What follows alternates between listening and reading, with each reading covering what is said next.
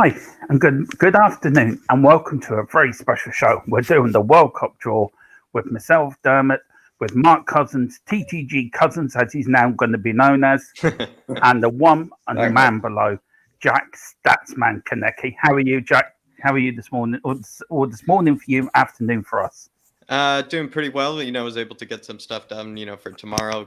Feels like it's been forever since our last game. And going into this, a bit blind, I must say. I'm not, the most active, when it comes to following international. So we're all going to learn, in this pod today.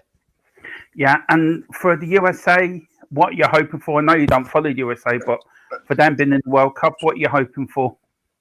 To be honest, I think they have some golden generation that is probably wanting to maybe prove something this time. I think there's kind of an older generation of players that are a bit harsh, I would say, maybe on that younger generation of American players. I think there are more American players in Europe, obviously, than there really ever were in the past, and that's only going to keep growing. And so I think they just maybe have something to prove. But to be honest, I'm not very passionate about it. But I would say I don't really like some of the former American players that maybe made the tournaments and whatnot kind of criticize the younger kids, because I feel like it's just a bit kind of unfair and it's a bit kind of sensationalist. So honestly, I wish them well. Kind of like the Canadian team, though. The Canadian team also has a lot of really young players that are coming through, which is also good to see. So clearly both Canada and the USA are maybe doing something different than they did in the past. Well, yeah, we just got the pots up there for you. You're in pot 2. You're in the pot with Mexico, Netherlands, Denmark, Germany, Uruguay, Switzerland, USA, and Croatia. So you could be in a tough group for the way the seedings work. Mark, England qualified again for another World Cup. You've only won once in '66. All right. You've been in two semi-finals, 1990. And 2018. Do you think, as an English fan, can you go the step further and win the World Cup this year? It'd be nice. I've never seen it. Even I'm not that old.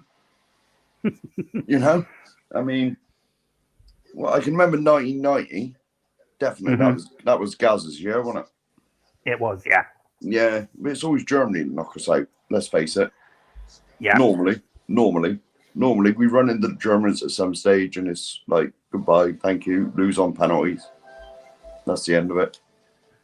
Yeah. So you don't think, where do you think they would get in? It's a depend on the group and then just take it from there, I suppose. Yeah. Just turn me telly down a minute. Okay. Jack, you've got, I'm going to say hello to the people first and then I come to you because I want to go through the pots with you because I want to get your insight, on some of the teams. Don't ask me, I can't see. Okay, well, I'll talk you through them, Mark. Yeah, I've only got my phone. Yeah, don't worry about that. All right, we have Bobby K. Big up Bobby K. He says, good day, gentlemen. Who's that handsome fella at the bottom? Oh, I know, that handsome fella is Mr. Kaneki. At one point, it was Mark Cousins as well, though, at one point. But then he switched us around. Yeah. Did he? I didn't see that. Well, there you go. 2 good-looking fellas and 1 Irish fella. Right. So there you go. Well, You got Moondog. Good afternoon, Moondog. Let me know who you're going to bet for to win the World Cup. Who's your money going on? That'd be a good one. We've got Bobby K going, Canada. Go, baby. Yeah, I'm absolutely over the moon for Canada. Well deserved. And their first World Cup since 1986. So it's been a long time coming. Brian, big up, Brian. How are you this morning, sir? So what time does the draw actually start? It starts at 5:30. It was 5:30, isn't it? Oh, yeah, 5:30 start. The program on Sky starts at now. Yeah. Now. So it's half. Yeah. Oh, so it starts at 5:30. We've got Bobby K. Big up, Bobby. So they got all the pre-draw nonsense, but bet they will waste at least another 30 minutes before the start actually starts. Yeah, that's true. It's not going to take long, is it? No, it seems like they're doing it on the TV as well. Wasting a bit of time, before, as well. So, Catman Jess, big up Catman Jess. Hello, Dermot, Mark, and Jack. Big up Catman. Thank you for coming in this morning. Carl Simpson, good afternoon. Good afternoon, Carl. How are you, sir? Thank you for joining us again. And then we've got Brian Dager saying hello to saying thanks to Bobby K, Catman Jazz saying big up to everyone in the chat, and there he is with the Canadian flags.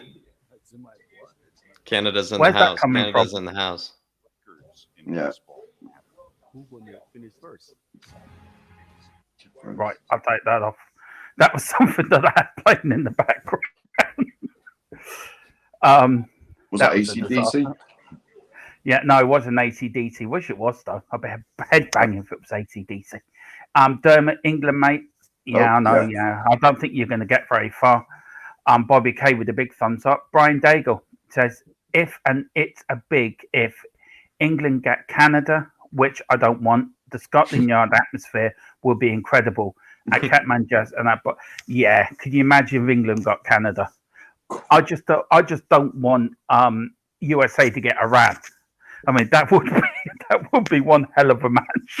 I think that would be like the friendliest, kind of like competitive match actually between like England and Canada. I think like both sides actually probably really like and respect each other, but at the same time, it's going to be a very good Canadian team that wants to prove something versus an England team that obviously, has a lot to prove as well. So it'd be the friendliest competitive game we've ever seen. Yeah, because the Canadians are quite polite about it as well. Colonial brothers. Yeah, we won't go into that again, Mark. No, that's for another show. No, I haven't mentioned colonies. I know you like. Do you like mention them once or twice? Do. Yeah, just don't tell Jack that USA was in that part of that group as well. I wasn't going to mention that. I wasn't going to mention that. No, I'm just saying. Bobby K, we got Bobby. If you're free, Bobby, pop on if you're free, man. And same as you, Brian. I sent you the link as well. So if you're free, you want to pop on, you're more than welcome. We got Bobby K says, I want England to win. I just hope Canada makes it out of the group. Yeah. I'll start with you, Mark, on England, and then come to you, Jack, on Canada. Mark, England, how do you think they've performed in the qualification for this World Cup? Have you been impressed with them? And I'll go with you as well, Jack. Have you been impressed with England? Yeah. Well, when they qualified with 2 or 3 games to go, didn't they? Mm-hmm. I'm sure the last at least 1 game or 2 games was meaningless. Yeah. So they've done what they got to do. They've carried on from the Euros, really. I think, because we were on a high. All right, we lost in another final. It's a bit like Tottenham, but being English, I've never seen England. Just like you said, 2 semi-finals, and that's about all I've seen for like the nation that invented the game. It's just everyone's caught up and got better than us. Yeah, and Jack, with the likes of England and also Canada qualifying for the first time in 86, and with the World Cup being expanded to 48 teams, I think in 2026.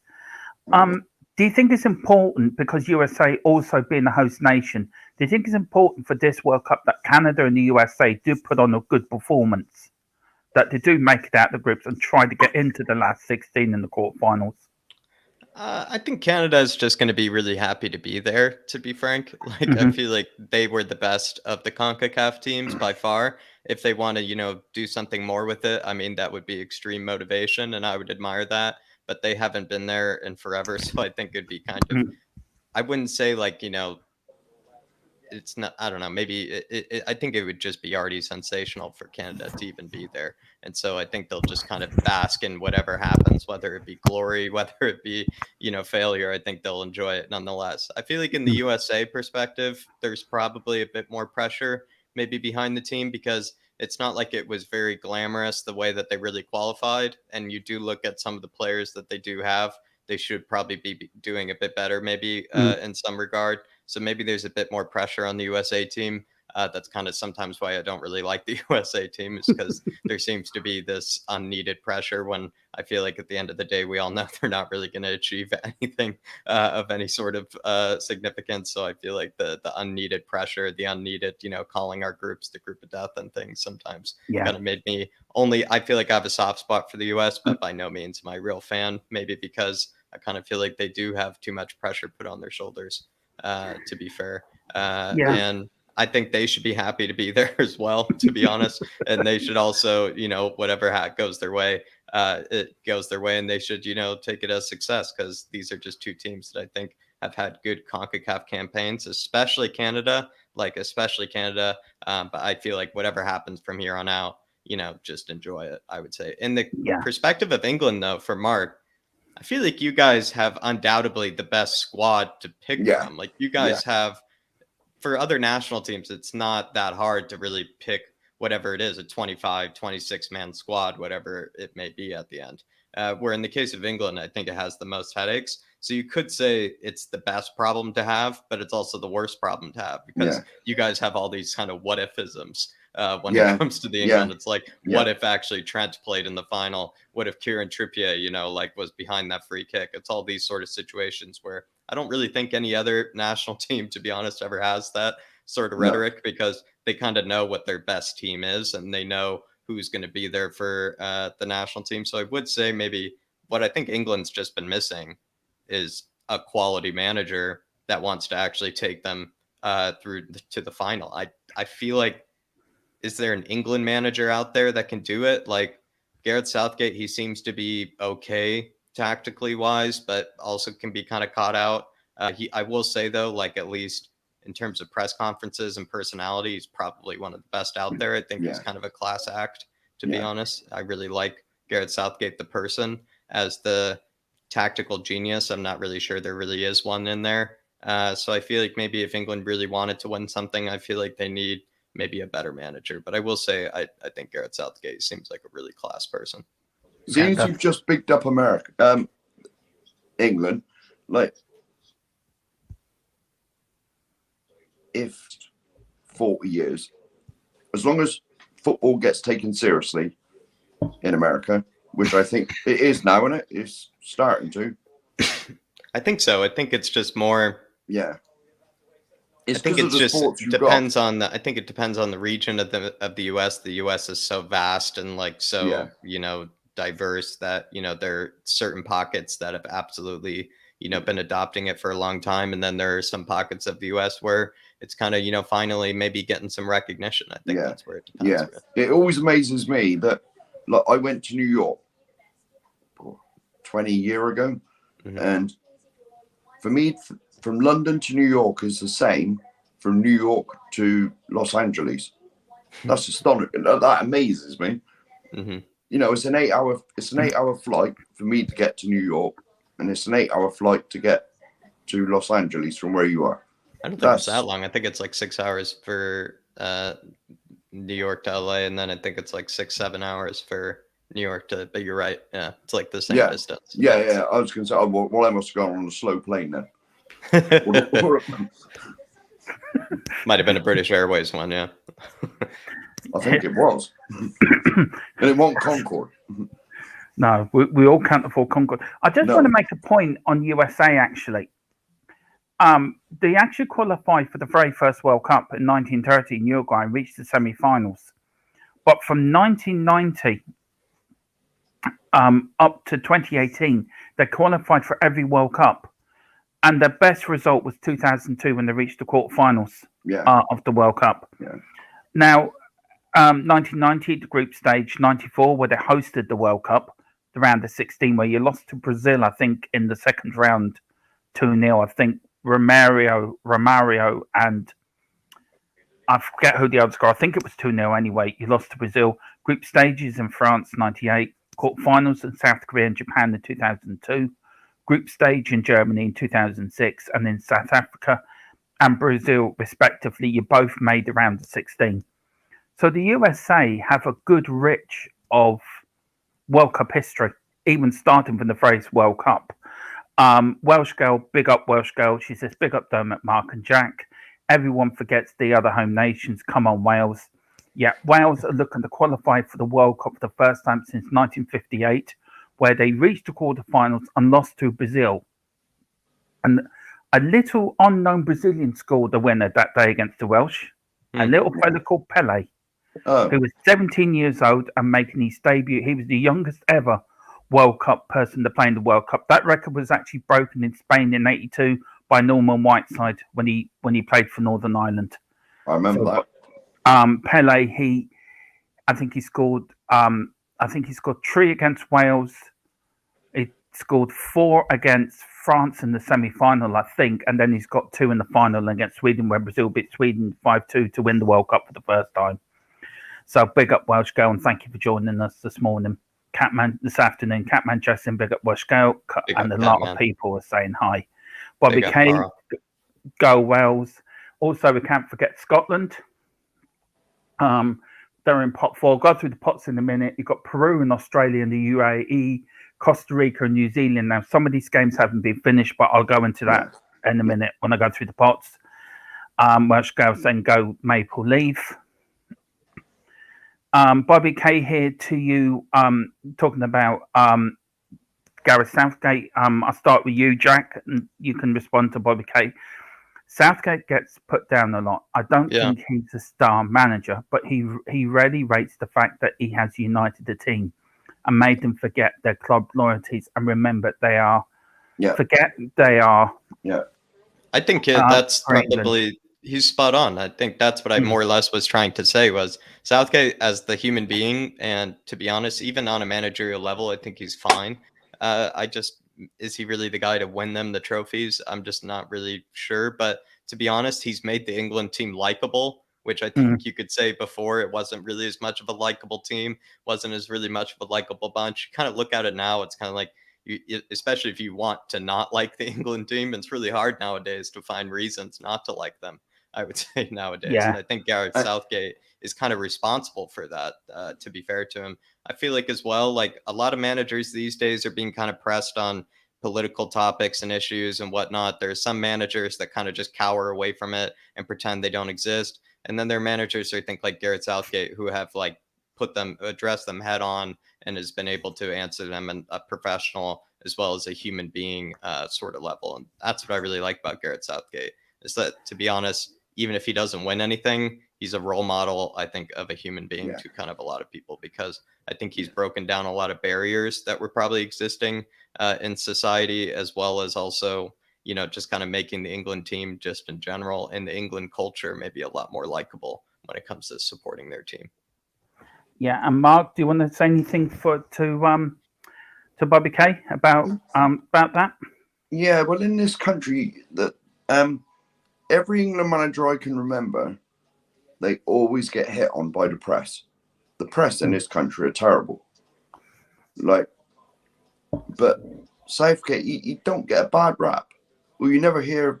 Well, not that I buy newspapers, but you don't see it like over social media, like you would Sven-Goran Eriksson or Glenn Hoddle or Kevin Keegan when he was manager.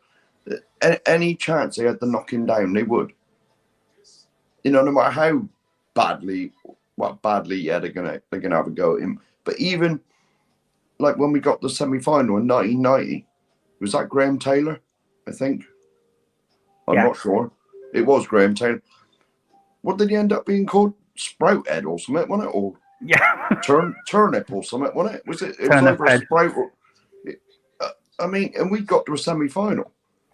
And the English press was all over it. I know it's ridiculous. It is. The press are ridiculous. Yeah. We've got Bob Spur here. Big up Bob Spur. And it says, question to the beautifuls. Well, I've got 2 very good looking lads here. I'm just ordinary. I'm nothing, but got 2 good looking lads here next to me. And we've got another Irish fella coming on with full of Irish charm and wit. I call him, he's the Irish Del Boy. Hopefully later we've got the Irish Hotspur popping on as well, giving him his wisdom and his thoughts as me and Dave look at the World Cup with teary eyes because Ireland are not there. You're not? No, we didn't qualify. We decided it was too far. We decided just to leave it this year. Yeah, we were qualified for the next one. Not for you guys this year. Yeah, good for you. Yeah. Do the World Cup's going to be boring because Ireland are not there. So there you go. And also, you can't drink in Qatar. So what's the point in sending us Irish if we can't drink? So there's no point sending us to somewhere. It's not just for sport. It's not just No. for sport. Yeah. No, that's true. That's probably why they put it there. And that's probably why they put it there, because they know none of the English go there. Question to the bit was, if we win, if we England get to the final and it takes place on December the 18th, this is actually a very good point. With the league restarting on the 26th, which is St. Stephen's Day here in Ireland, but Boxing Day for everyone else, with the league restarting then, with the travelling and reclimatization, any concerns? And I'll actually start with Jack on that, because that's a question for Jack completely. Yeah. Then I come to you, Mark. Yeah, that's right. To be honest, yeah. To be honest, Bob Spur, like, he should have real concerns, because look how long it took for them to recover even from the Euros. When you even look at it, it took Harry Maguire a while, it seems like, to come back from it. It's taken Harry Kane a bit of time, to recover from it. You think of a lot of examples, to be honest, of players that have yet to really recover their form since the Euros. So the fact that then it maybe goes 8 days after, the actual final itself, and they're back into, the December fixture list of the Premier League, I don't know. I think that would really hurt them. What do you think, Dermot? Yeah, I think it will. I mean, you look at Harry Kane at the start of this season, you look at the Manchester City players, all the England teams seemed sluggish. I think it's ridiculous what they're doing. I mean, Mark, I'll give you the dates. They break following the round of games on the 12th to the 13th of November, and then return for the St. Stephen's Day traditionally games. I mean, this World Cup in the winter is ridiculous as it is. Going to Qatar is another ridiculous decision. Yeah. That's another show completely. Yeah. Same as Jack, how do you think it will affect the England players, even the Scottish players if they get there, or the Welsh players? Yeah. Especially with Tottenham, Harry Kane, Ben Davies, Joe Rodon. A few of the English players in England in the Tottenham side. Do you think it will affect them? Do you think all the top teams will suffer from this World Cup being in the winter? Well, it's bound to, really. But if hopefully England do win it, then surely, especially if you've got a lot of English players in your team, then surely, look what's just gone on with the COVID, where games were getting called off left, right, and centre. Surely they might be given an extra week.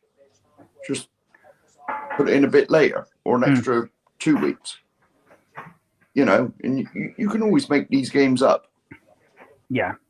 It comes down to this at the end of the day, doesn't it? Yeah, Money in the TV and the TV Sky saying we want you to play in this date. Yeah. And it is ridiculous. But great comments, Dan. Thanks, Bob Spur, for the question. Absolutely brilliant. And the other big thing to Bob Spur, really, when you think about it as well, like, most of our players that will be at that World Cup are also some of the best players for their team, for their national team. So that's the other issue. It's not like they'll just be warming the bench. Like, Sonny will be playing every game. Yeah. Like, he'll be playing every game with every minute with as much effort as he probably, I don't know, like, he'll just be going full throttle. Harry Kane, will be going full throttle for England as well. There'll be a few players of ours, Højbjerg will be going full throttle for Denmark. It kind of, that's the part that kind of worries me, is a lot of our players that are in our starting 11 are sort of the best players in their national teams as well, respectively. Big up Philip Brady. Hope you're all right. The godfather of all the channels. And we've got a guest joining us. We've got big up Sean Butler. Sean, how are you, sir? Oh my God. Hi, guys. How are you? Flat capless as well. I love no! All right, I have to take you out and bring you in properly now. I can't do this. Never happened. Take you out. Happened. There you Never go. Happened. I was going to say, it's the dog at it. Right. Oh, go. Sorry, I brought you in. Sorry, Sean, I brought you in naked. I do apologise. I thought there was going to be some holding pattern or something for a little while. No. You just come in here and I'll just bring you straight in. Closed or not closed, we're bringing you in. How you doing? How are you, Sean? Are you looking forward to the World Cup draw? What time is it? It starts in 10 minutes. Oh, fucking yes, mate. Can't wait. I just spoke to Jay. I just want to quickly go through the pots, if that's okay with you, and just because I've actually paused the telly, it's got all the pots. That's right. Pot 1 has got Qatar, Brazil, Belgium, France, Argentina, England, Spain, Portugal. Pot 2 is Mexico, Netherlands, Denmark, Germany, Uruguay, Switzerland, USA, Croatia. Pot 3, Senegal, Iran, Japan, Morocco, Serbia, Poland, South Korea, and Tunisia. And then the 4th pot is Cameroon, Canada, Ecuador, Saudi Arabia, Ghana, then Wales or Scotland or Ukraine, Peru or Australia or the UAE, United Arab Emirates, and then Costa Rica or New Zealand. So they're the pots for the 2022 World Cup. And quick question, you, Sean. Are you looking? What sort of group are you looking for England? And how far do you think they could go in the World Cup? I think it's going to be tough for England to get a difficult draw. I'm not entirely au fait with. I just heard the names you called out, but I'm guessing we just get one from each, right? So we got one two, from 3, each and pot. 4. Yeah. I think that you might get a tricky one in the second group, unless there's rules around like European or homegrown. I don't know, but like we could get a Germany or something from the second group. But generally, I think that we'll be okay, and I think that we could go far. The only thing that's obviously, if you went to the semi-final last World Cup, the final of the Euros, like if you want to progress, there's only one more level to get to. But I think the biggest problem for England won't be who we play against; it will be the weather. I think that the weather's going to be. I've been to Dubai in Christmas time, and it can get up to like 40 degrees. In the big money, and so that's probably the biggest threat. I feel like if you're going to have a bet on somebody, the chances are you should probably have a bet on a team that's accustomed to playing in super dry climates and super hot weather, and that would probably support. Or a team that's won it, I guess, in the past and that sort of conditions. Yeah. Fair. So probably like a South American team, maybe Spain or a Portugal or something like that. But I don't know, maybe like a kind of a Northern European team is going to struggle. But I don't know, man. I'm just excited to see what happens. But you got to remember, you got to remember all these stadiums. They got air conditioning, aren't they? Yeah, I think so. On the ground, on the pitch, I'm not sure if it stretches as far as the pitch. And if it does, then that's definitely not going to be eco-friendly stadiums. I'll tell you that. Definitely not eco-friendly stadiums. I'll start with you on this one, Sean. Then I'll go around the house. Philip Brady says this World Cup should never have been given to Qatar in the first place. Do you agree with Philip Brady? Yeah. This is going back to the days of Sepp Blatter at FIFA. Yeah, it was. Right? Yeah, and it was Johnny Infantino was the. Yeah, but this was it was all a sham. It was all about I think not Tottenham. England made a massive bid for this, and it cost something like I don't know 7 or 8 million quid to put together the bid. I think ridiculous. Not that I'm suggesting that should have been the case, but there's a lot of money, a lot of time spent with certain people. And if England did that, and so did France, and I forget who the other countries were, but. I think Germany was one of them as well. Germany was one of them. It was all It was all a fait accompli. It was already like backhanded. Sepp Blatter got a slap on the wrist and disappeared off into the sunset with whatever Bitcoin accounts he had, or whatever the way that he was paid off. But yeah, it's a disgrace that it's there, and it should have been as soon as Sepp Blatter was ousted for corruption and fraud. The whole thing should have been done again, but it wasn't. So yeah, it shouldn't be here in the first place, Phil. Philip, I mean, this is as plain as it comes. It's still technically listed as a non-profit organization. I think that's what tells you as much as you need to know about FIFA. And then as well, the fact that they did give these bids to these countries also has to do with the fact that they kind of almost more or less run it like a mafia sort of organization. They actually put people in power of the respective countries to get the votes that they want for whatever changes they need to make to, qualifications for FIFA. If they want it to be in Qatar, they can bully people. They've got disputed over bullying people off of I believe it was the Bahamas like a representative or something. They tried to like dethrone him or whatever you would say to get him off the board.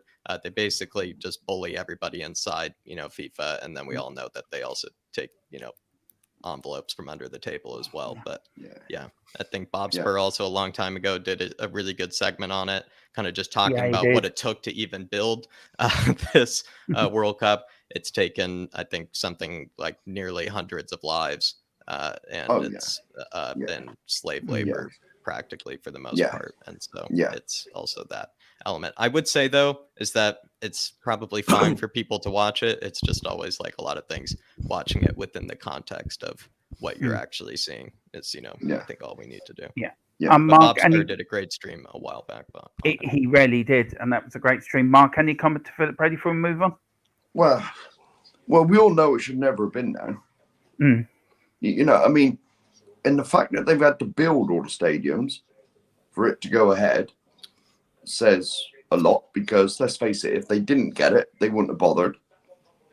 And there's far more, there's loads of countries that could have held it, that could have held it, that have got the stadiums. England, America again. I mean, there's to have to build the stadiums to actually hold the thing. It's a bit of a joke, to be honest. You want my opinion? I think in the name of like trying to spread football around the world, I think is always a good idea. But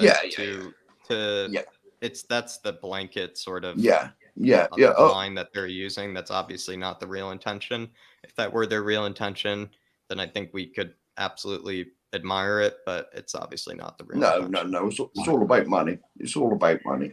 I think what's really sad, though, is that there are people like David Beckham who are taking, I think he's taken like something like 10 million or something as being like an ambassador for this tournament and everything. And you just kind of feel like people like David Beckham, does he really need the money, to do something like that? Is that really something that he really, is just going to turn a blind eye to? So I think he's obviously I think there are a lot of people that I feel like, maybe could be put into perspective as well. People like David Beckham, I would say. Dermo? Yeah? Did you hit 400 subscribers? Yeah, I have. Yeah, I'm 404 now the other day.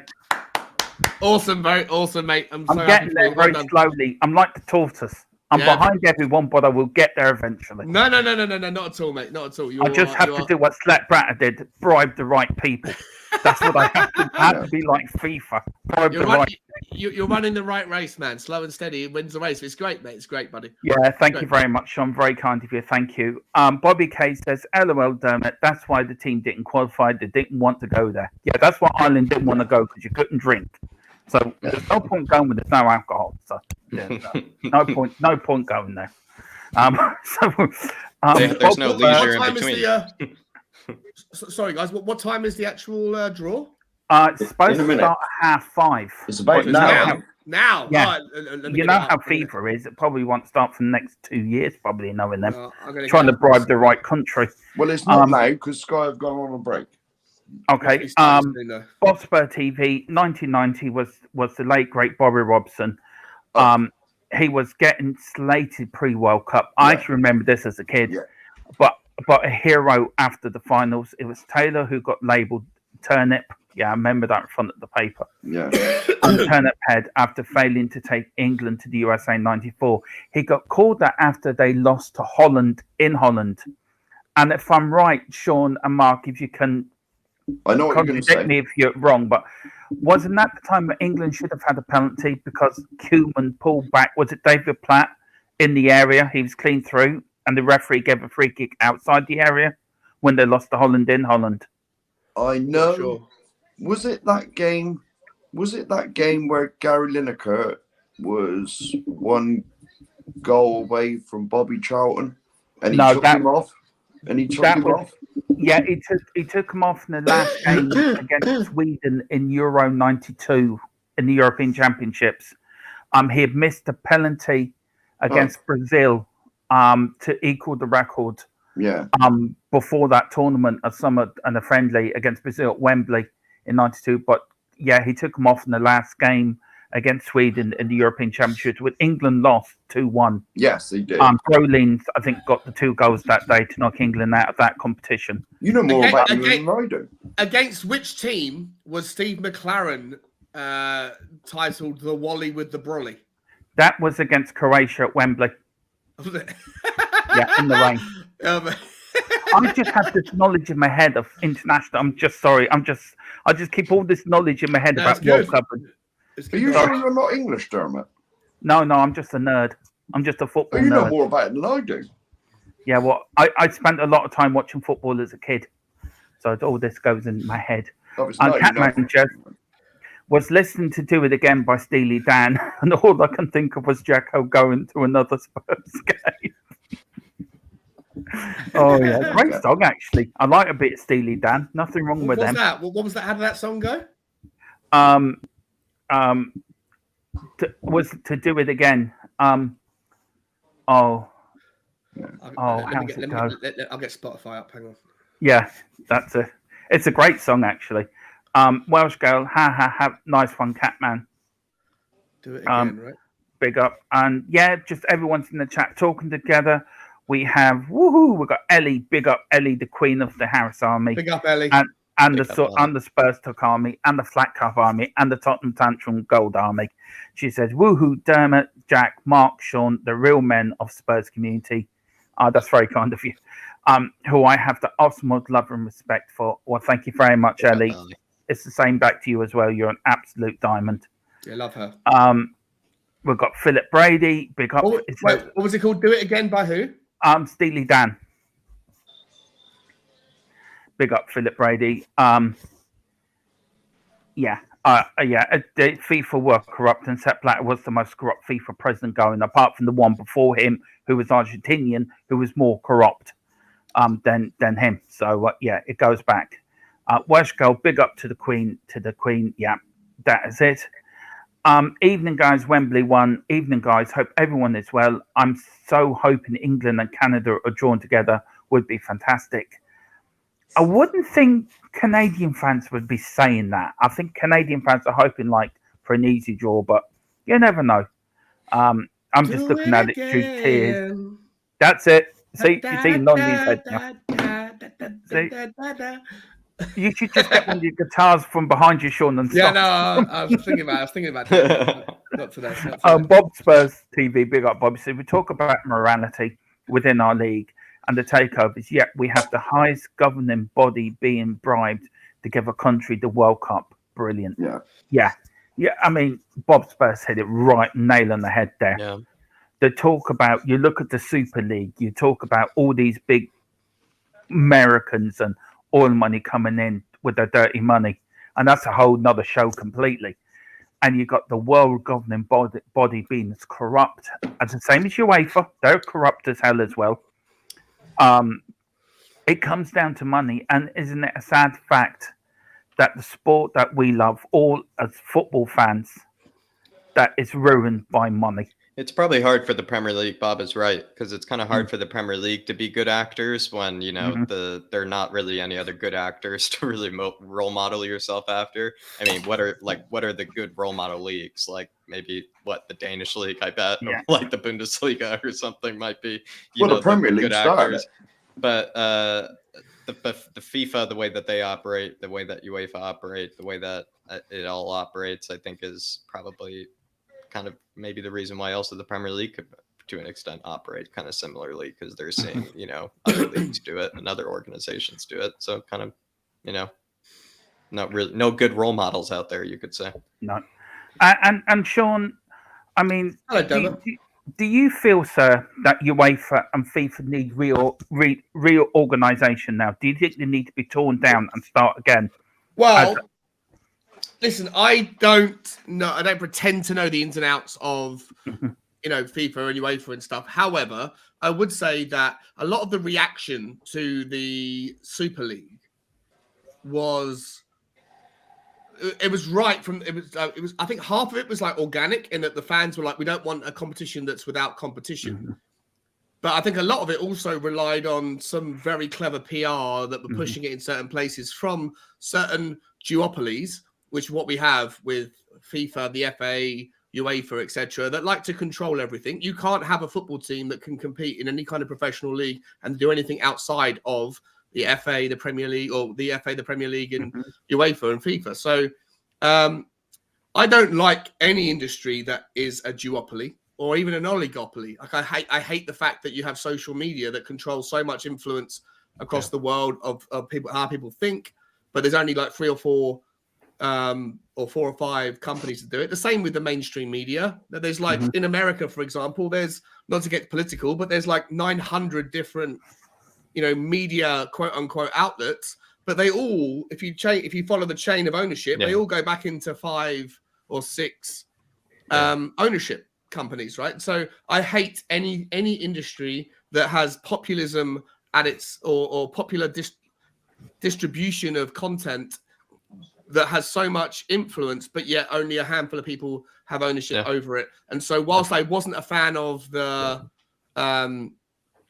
idea of the Super League, that doesn't mean that you can't also look at the current ownership of football and think that it needs to change. And for me, UEFA and FIFA, they have too much control, too much money, too much influence, and so there should be a shake-up. But I don't know what that looks like in a way that benefits the end user, like what we are.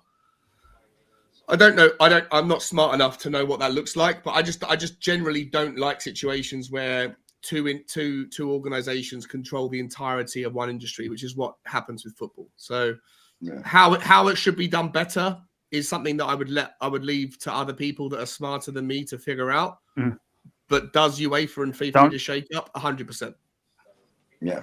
Sean, don't put yourself down, man. You're damn smart. You're smarter than me, and you're a smart cookie. So I listen to everything you say when you talk about this stuff. I do listen with interest, and I'm learning something of you every time you talk. So you're a very smart individual. So don't put yourself down. You're a smart cookie.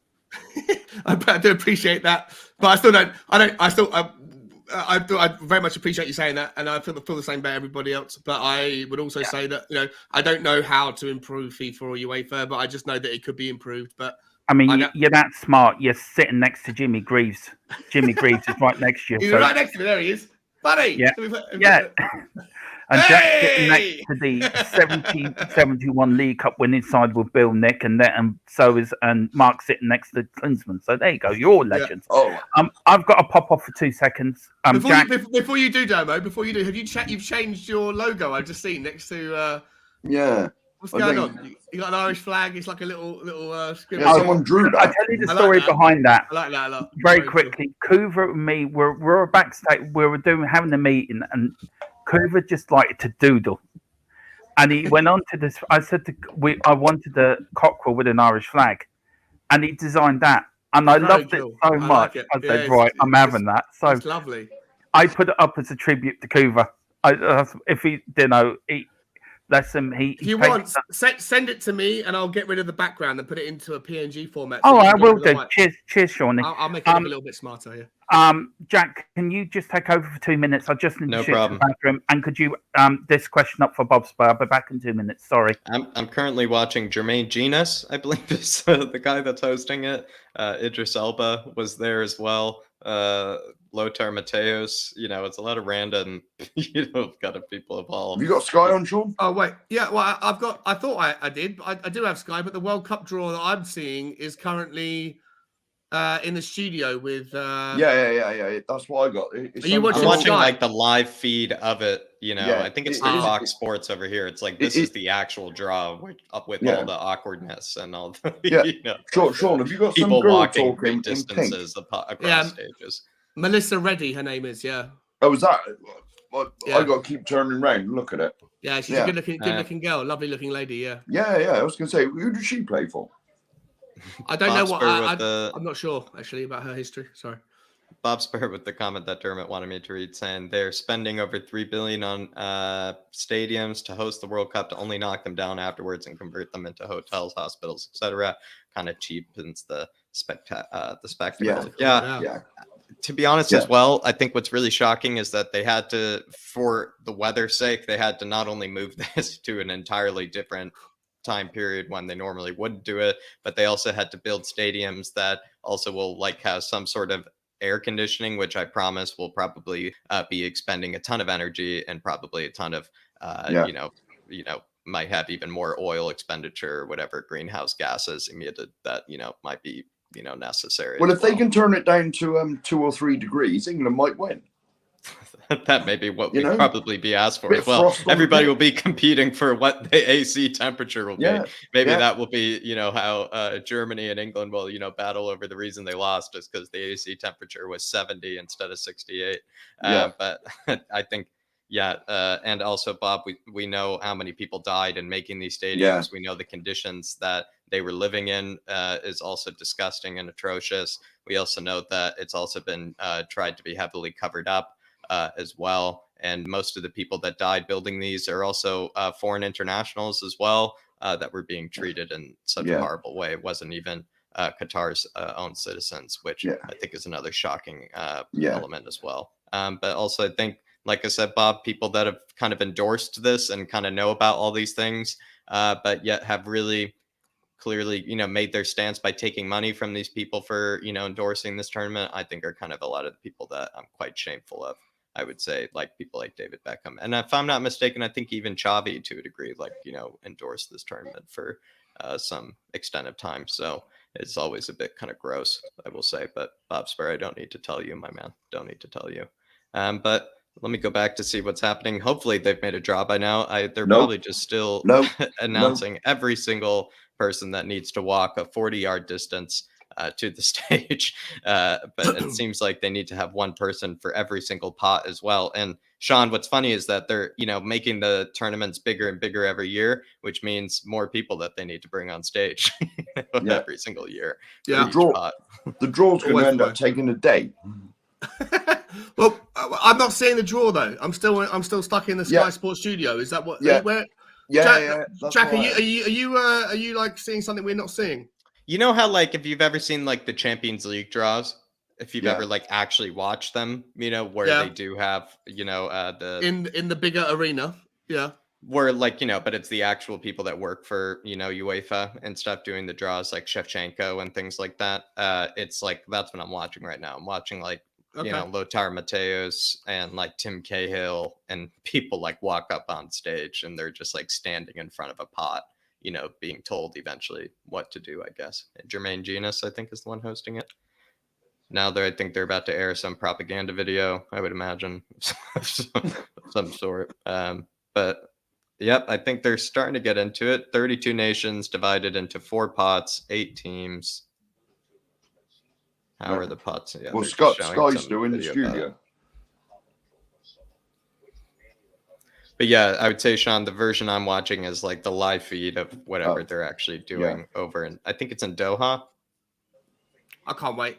Who do you want America to draw, Jack? I'm not really the biggest USA fan, to be honest. Like I kind of, I feel like I wouldn't say like alienated. I probably alienated myself from liking them. I just don't really, I feel like we're kind of always put too much pressure on our players. And I feel like we always also think we're a lot better than we ever really are as well. So are you not going to support them are you watching the competition? I have a soft spot for them. It's not like I'll ever really root against them. I have a soft spot for them, but like, I don't know. Like I really like, I'm not really passionate about the team though. Is there a team? Is there another international team that you will watch with more kind of? I would say Mexico. I always really like, because I love Mexico. My favorite neighbor. As a joke to the Canadians, my favorite neighbor. But I root for Mexico, kind of, with like kind of like a big soft spot. I don't really necessarily root for Germany. I just like how Germany plays. Because I think they just play. I think they play like the most. Yeah, Germany's a good team. It's more like for like your eyes. I think if you're like watching like football for your eyes, I think they always play like the most beautiful kind of style in the tournaments. But they're not really a team that I really actively root for. But I do kind of root for them just because I think they are a nice team to watch. But if any team that I would probably get really pumped for, it would probably be Mexico, Germany, or like the USA, maybe to a degree. I would be, pumped if the USA did win. I just don't really get behind it as much as others, probably. That's a bit like me with England. If they win, they win.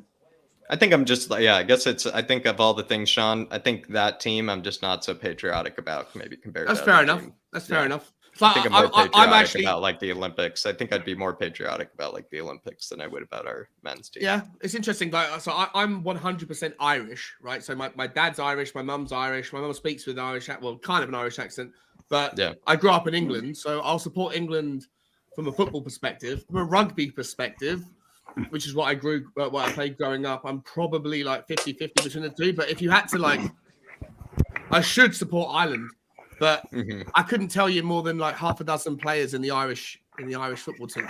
Yeah. You know? So I don't really keep up with internationals for that reason. Yeah, because I don't really feel very passionate about a particular team, so I don't really keep up with it. But yeah, to answer truthfully, I would say the teams that I would be fist pumping, for and getting out of my chair for would probably be the USA, Mexico, and I guess Germany to an extent. I guess Germany. Once I'm Wow. rooting for a team, that's like in the semifinals, which probably would be Germany or something. Germany, I think that's when I start rooting for Germany. I think once they reach like the semifinals and whatnot. No, Nice. I would never jump up for Germany. Never. I would. Reason to. I don't mind the Germans, man. As an Englishman, an Irishman, whatever, Englishman that's grown up in England, you should hate the Germans. But you can only admire their, Muller, for example. He's just like Muller is one of my favorite players of all time. He's such a good player. He's one of those you can't. It's difficult to. It's the one you want your son to play like. If your son was bad at football, even yourself, like if you're bad at football, you're like I would play like Thomas Muller. 100%. Yeah. I just back in the day, Bastian Schweinsteiger. Yeah, I loved that name. That name was enough to kind of go. He's so German. It's a likable team. It was a likable team back then. For me, I'd go back to Lotus Matthäus and go back to that Gerd Muller, the great German striker of the 70s. Scored 2 goals in the World Cup final against the Dutch. He scored the winner against the Dutch in the 74 World Cup final in Germany. Okay, just guys. Qatar are getting England. England's in Group A. Wow. And they're in the same group as Qatar, which is England are in Group B. That's the easiest opponent, you could say. England, the top of Group B. They're doing all the seedings now. Oh, they're doing each group at a time. Yeah. I see it. Yeah. So okay, Qatar are in Group A, England are in Group B, the Republic of Ireland are in Group C. You're going to win. No, they're not the World Cup. Dang, I wish they were grouped with Qatar. I'm going to have to cry now. I just found this stat the other day, and it's actually amazing. UEFA, right, and this is like all World Cup finals, 28 appearances, right, 12 winners and 16 runners-up in all the World Cups, and I think all the rest of the, like the South Americans and all the rest of them put together, they've had 14 appearances in finals, 9 winners and 5 runners-up. Brazil's most of them, Brazil are the World Cup, are the outright winners with 5 World Cups. Is it 5 7 or in 6? total. Is it 5 or 6 they got? 5. 5. 5 wins, 2 runners-up, 7 in total. Germany are next with 4 World Cup wins. Then Italy. Italy won the 34 and 38 World Cup before the war. Then won the 82 and 2006 World Cup. Argentina are next with 2 wins and 3 runners-ups, 78 and 86. France with 2, Uruguay with 2. Uruguay won the first ever World Cup and then won the 1950 World Cup in Brazil against Brazil in the final. Spain won it once in 2010, and in England have won it once in 66. And then the Netherlands have been... go on. Yeah. Now go on, Mark. No, you got to remember England never entered it till 1958 because we were too arrogant. No, you didn't come into 54. Yeah, it was your first World Cup. 54 I knew there was the first few of them. We refused to be in it because we were too arrogant. It was beneath us. Brazil are the only nation to qualify for every World Cup. They've never once not qualified for a World Cup finals. Yeah. My tip for the World Cup, I'm going for Argentina because I've been watching the South American qualifications and they're have a damn good side. They do. Yeah, they really do.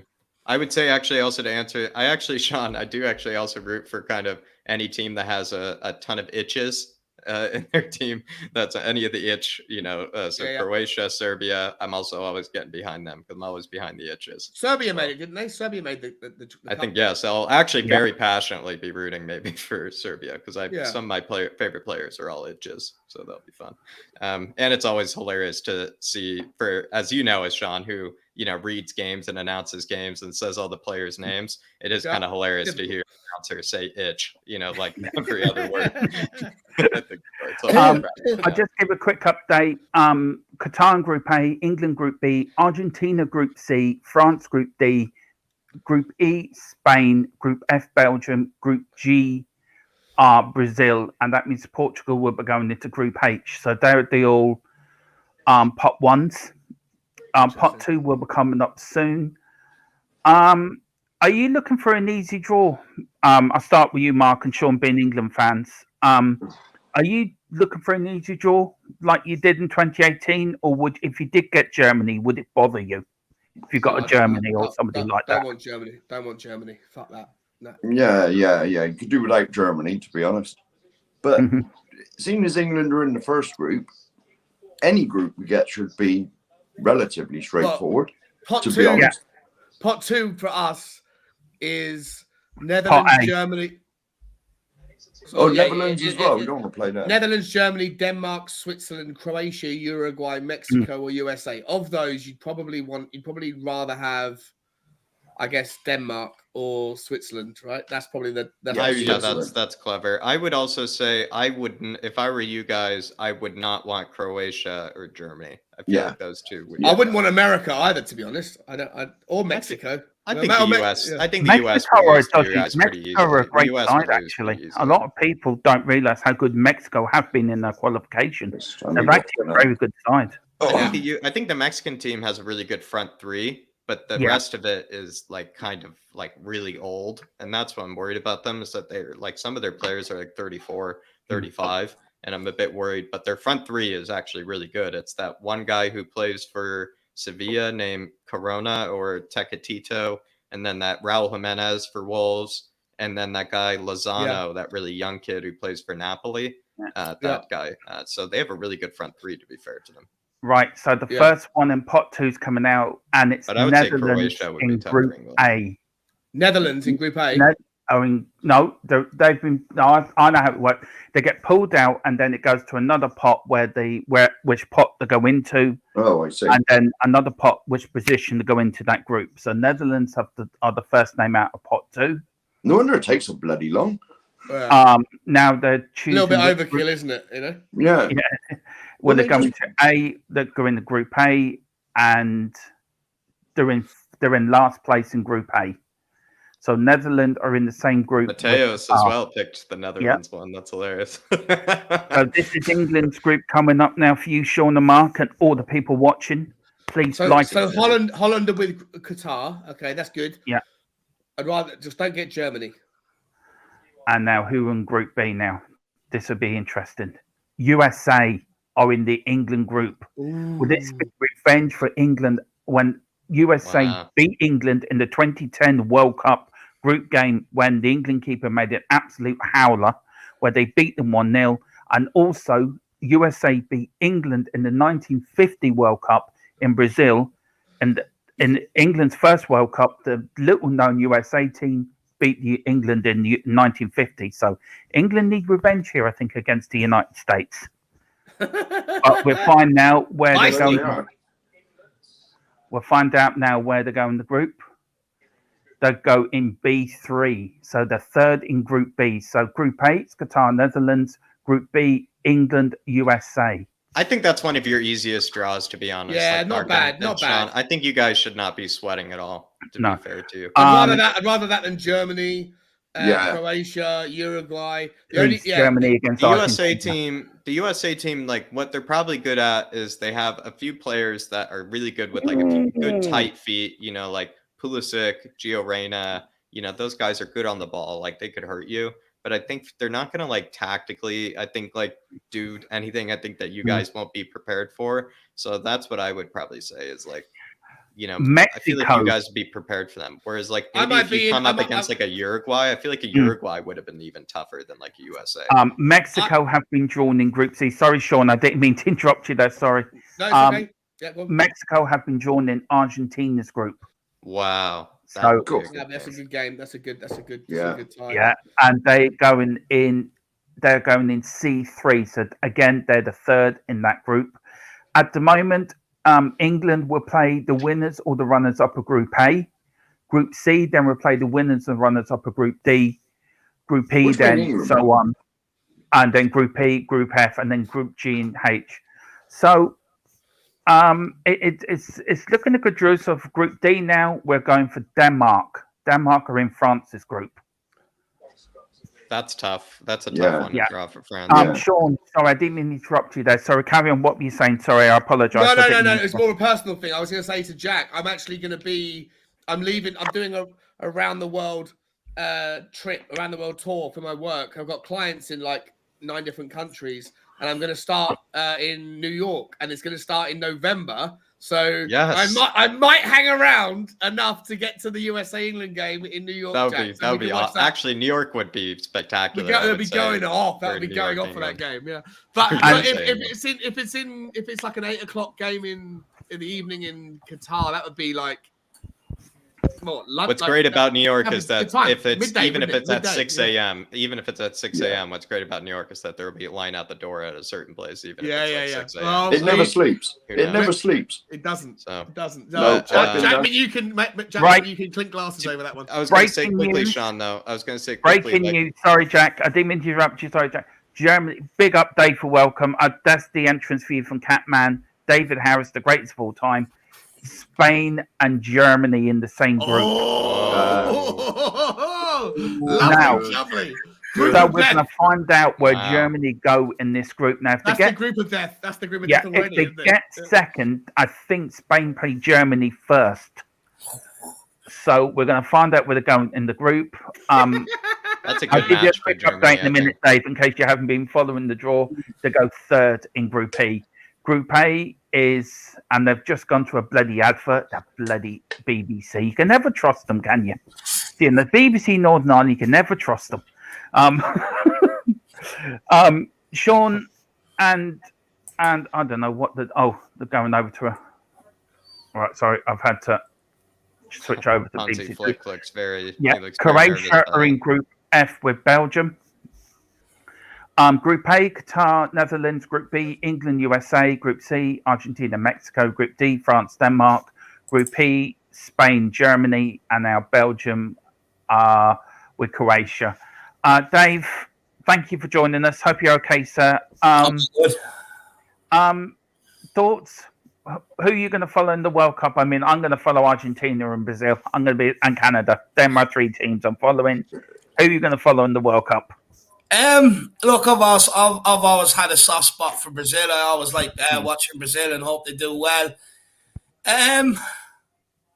I'll go for Wales. Look, I do like supporting a whole nation. Obviously, I can't support England for obvious reasons, so I'll go for the next best thing. What obvious reasons, Dave? What obvious reasons?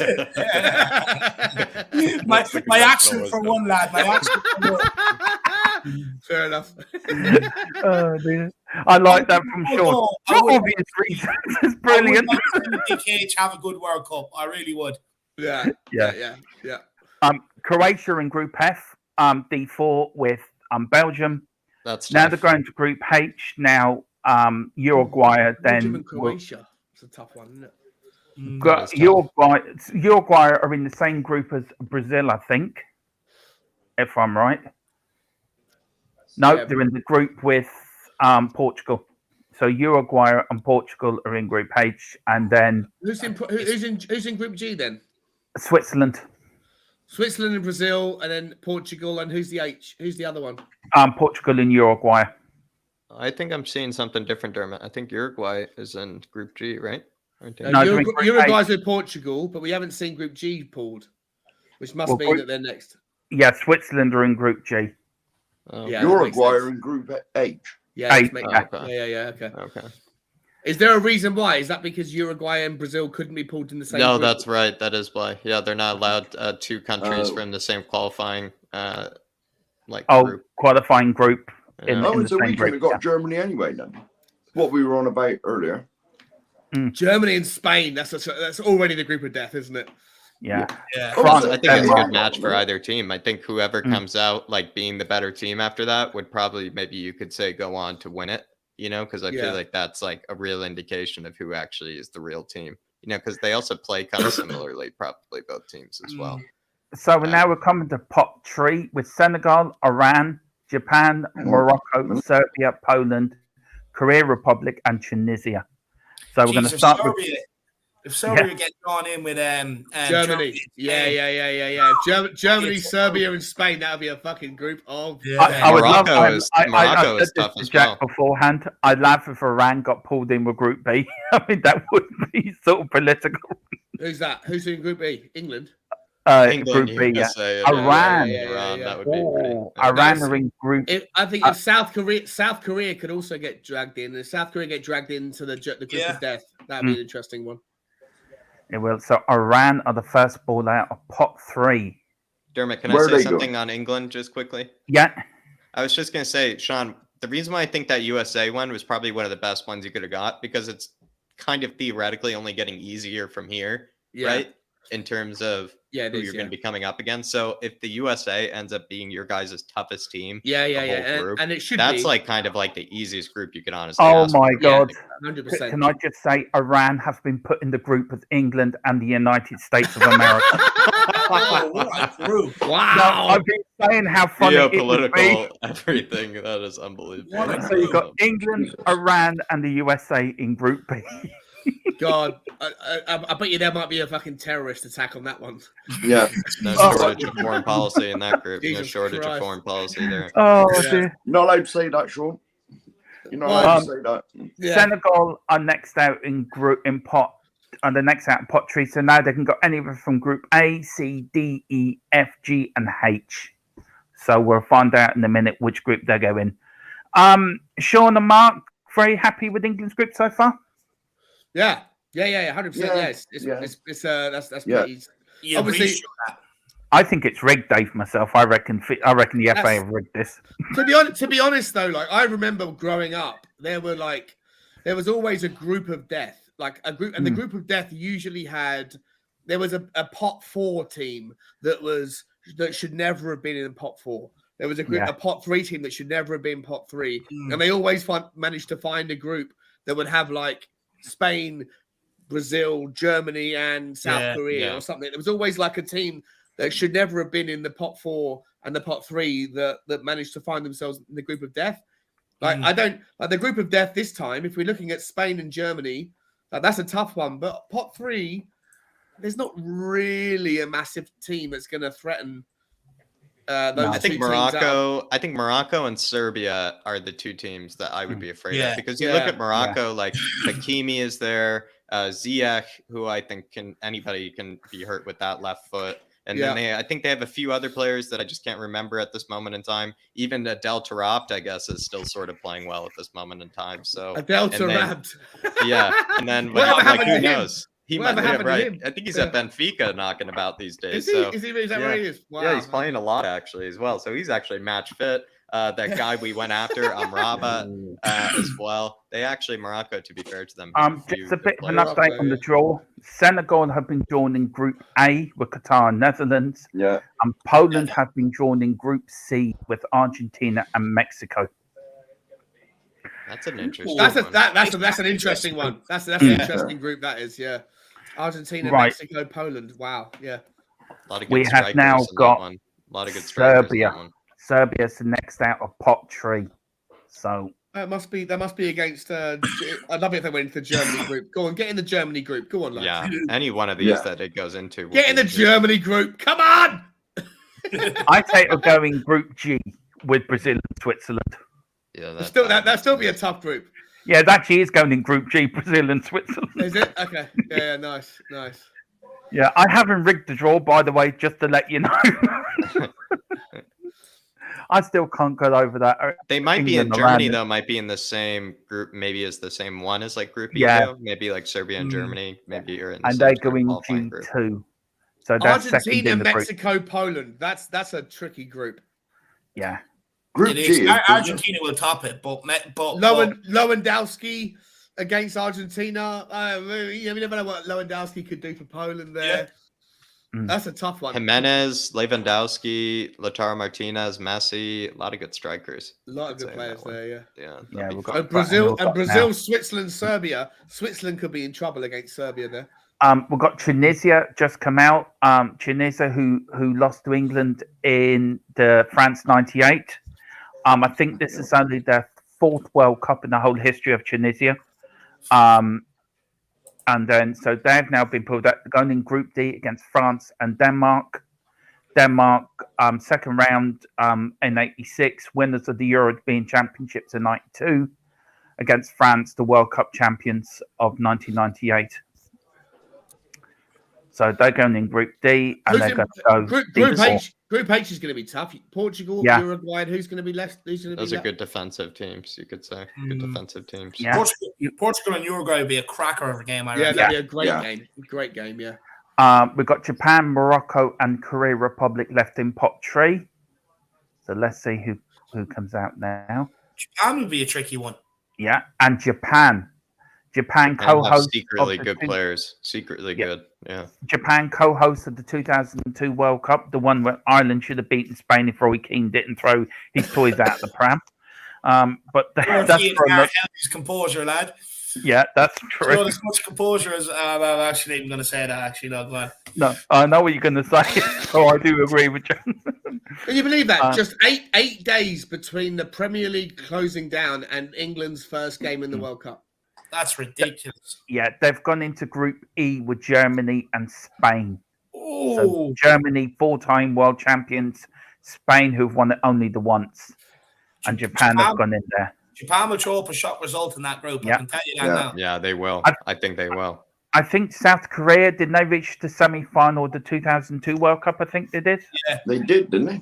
Yeah. They got knocked out by Brazil, was it? Or Germany? Germany. And then we've got Morocco, who are out. I think Mark and Sean, did England draw against Morocco in the '86 World Cup, where Brian Robson broke his shoulder and Peter Reid got sent off? Was that against Morocco?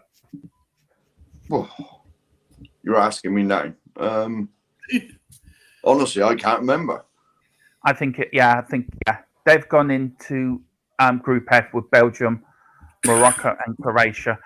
Sean, I'll start with you.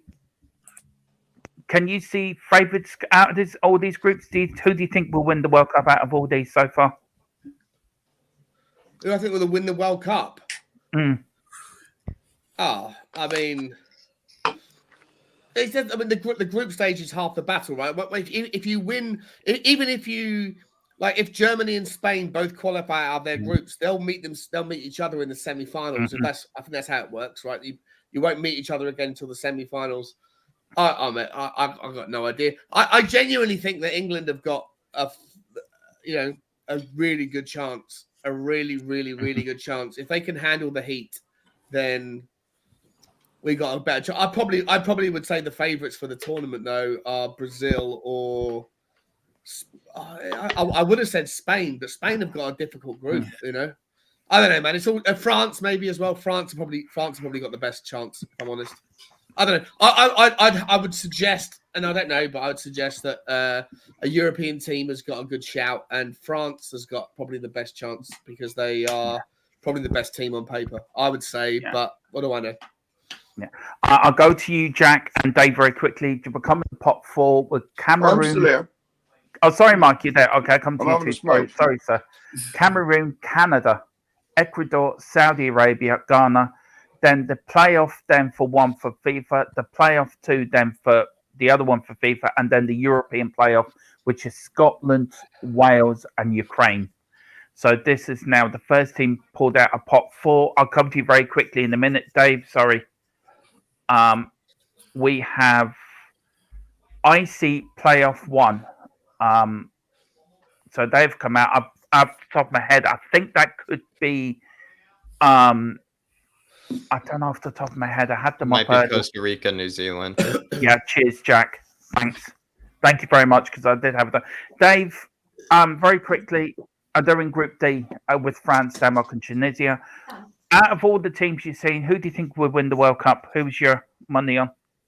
Oh, look, I know you're not going to want to hear this, Dermot, but look, I think England have a very good chance. Right, sorry, Dave. Look, I'm sorry. We're going to have to take you off on the naughty step for 2 minutes. This is what happens on this channel. You get taken off and then you get brought back on again. That's the naughty step done with now. Okay, fair enough. No, look, to be fair, look, they got to the semi-finals of the last World Cup. They got to the final of the Euros. Big H is probably last big competition for England, I would say, up front. I'm sure he'll want to go out with a bang. They have good squad unity, and what I think they have this time round that maybe they lacked in the last World Cup is I think they have better players going forward. So I do see them having a real good opportunity. Brazil, I actually don't think will win it or get to the final. I'm not even going to give them a chance to win it. Look, I like watching Brazil, but they're not the Brazil that they used to be. And for me, you can never write off France. I think France have a very good chance of getting there again. So for me, look, they won the last World Cup. You know, so for me, I think it could be between England and France. I definitely think the European nations are definitely stronger than anybody else this World Cup. Big up, Dave. Thanks. Great comment. Jack, just very quickly, Ecuador have gone into Group A with Qatar, Senegal, and Netherlands. Now, this is one team coming out for a good year, Jack. I bet it's Canada. I bet you any money it's Canada. No, it's Saudi Arabia. Saudi Arabia. USA. Yeah, the mighty Saudi Arabia.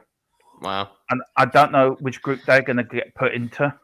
If that was a political show, that would be most watched thing ever in the world.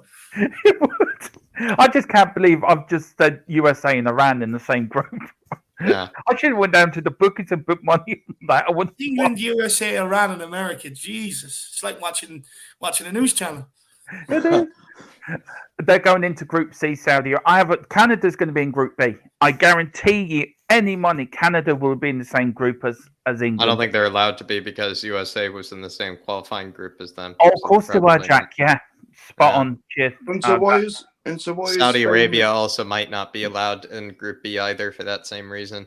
Yeah, well, they've gone into Group C, so it's Argentina, Saudi Arabia, Mexico, and Poland. So why is Germany and Spain in the same group? Because they weren't in the same qualifying group qualifying for the World Cup. That group. Oh, I see. Yeah, I see. We have the playoff 2 of FIFA. Can you just quickly tell me who that is, Jack? If you got it up there. Yeah. I think that would be Peru, United Arab Emirates, or Australia. So I think there must be like 2 more qualifying games that need to happen. I guess. They're going into Group E with Spain, Germany, and you would Japan. say Peru is probably the best of those 3. You would say. Do you not Peru. think Australia have a chance, Jack? Australia, I've heard recently, is like on this real free fall. Like they don't have really many players left in the Premier League, let alone Europe. Like they don't even have many players in Europe anymore. Australian, they're on a free fall. So I've heard. Peru, though, on the other hand, like I would say they probably still have 2 or 3 good players still knocking about. I would reckon. Haven't Australia though they've left whatever area they were in and they've gone into the Asian one now? Is that right? Right.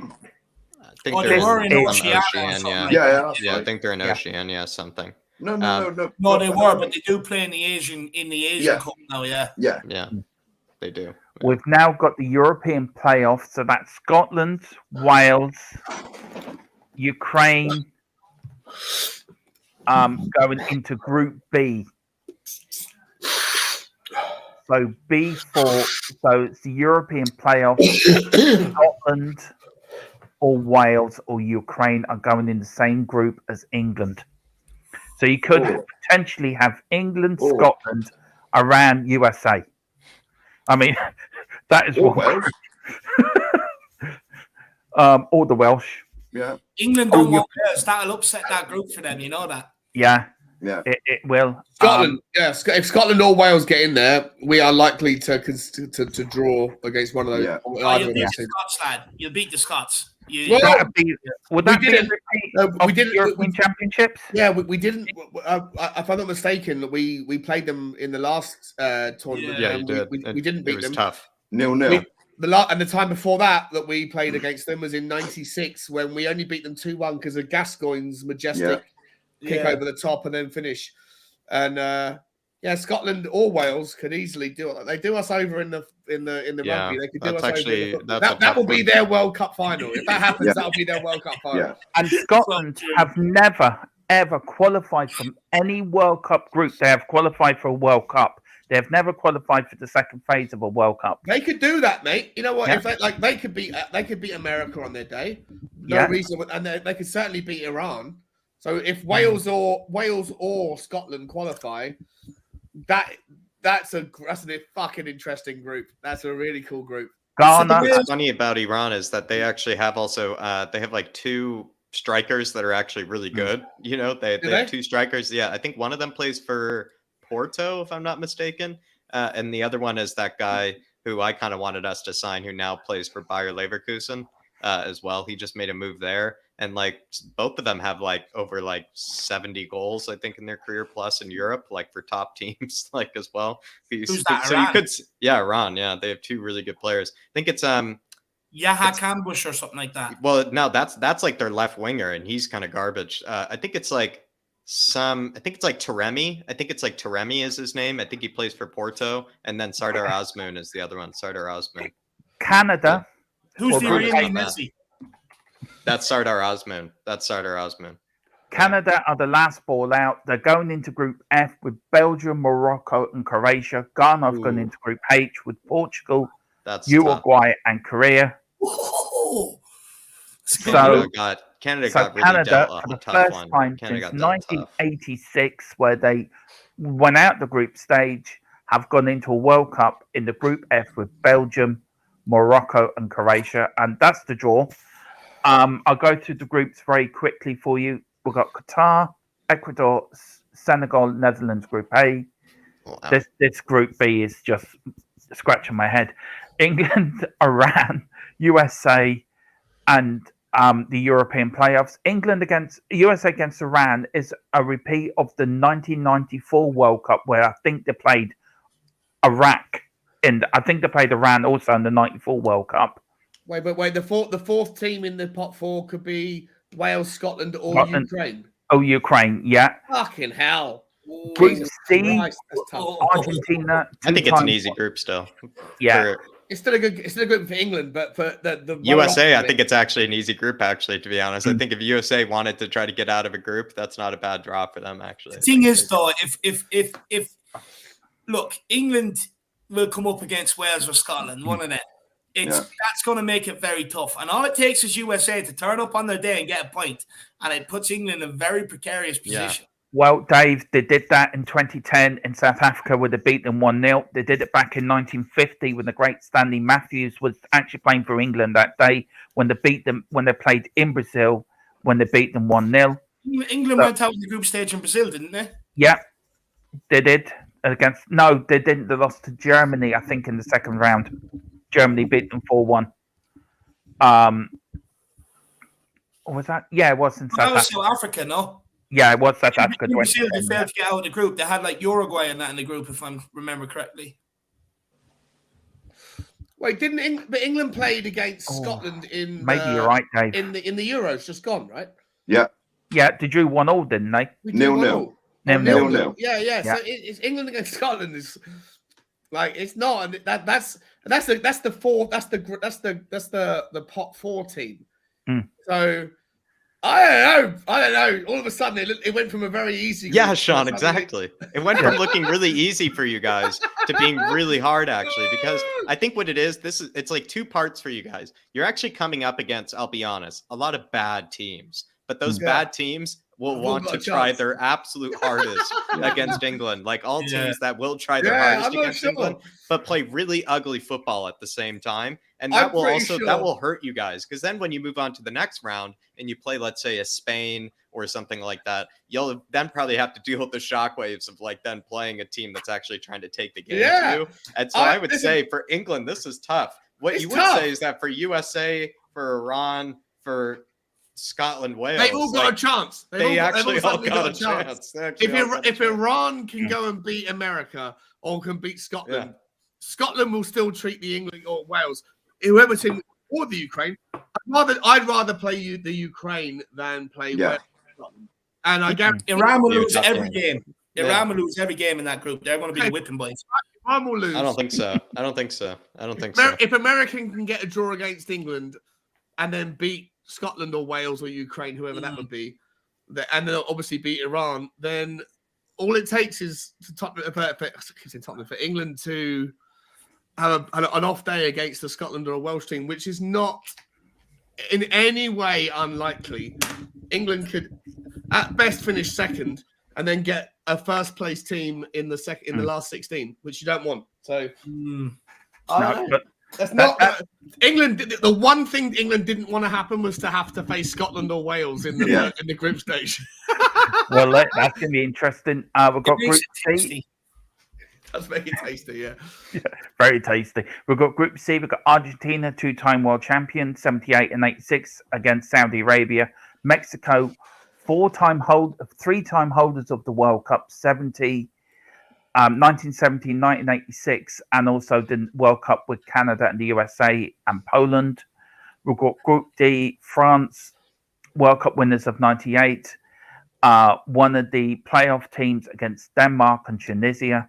Spain, world champions of 2010, against Germany, the four-time world champions, and Japan in Group E. Belgium, who are currently the best European team in the world at the moment. Couldn't beat Ireland. Could be Ireland, that's true. Just always they are come number up one. against the Just mighty always are Irish, number one. and they just fell apart. Belgium, you see. Canada, first time in the World Cup, as it says, in 1986 against Morocco and Croatia. I think Croatia got to the final in 2014. I think, but one-time runners-up. Brazil, five-time winners against Serbia, Switzerland, and Cameroon. Everyone remembers Cameroon 1990 against Roger Miller, beating Argentina in the first group game. The opening match was Italian 90. And then Group H, Portugal, semi-finalists of the 1966 World Cup. Ghana, Uruguay, winners of the very first World Cup back in 1930, won it again in 1950 against Korea, who reached the quarterfinals of their own World Cup back in 2002. So that is the group from Group A to Group H. I'll start with you, Mark, then I'll go to you, Jack, then Sean, then you, Dave. Jack, Mark, we've talked about England and that. What other groups excite you that you think is going to be an interesting group out of them lot? Well, the one with Spain and Germany in. That's going to be it. Was it Spain and Germany? Yeah, Spain, Germany, and Japan. Yeah. I've turned the telly off, so I can't see it anymore. That's obviously going to be a tough group. You know, who comes out of that? You don't know. No, that's true. No. I would say Spain and Germany, to be fair. Yeah, possibly, but that's about it, really. The Spain and Germany one. Yeah. Jack, any group that picks you apart from the England group, because you've got USA and England?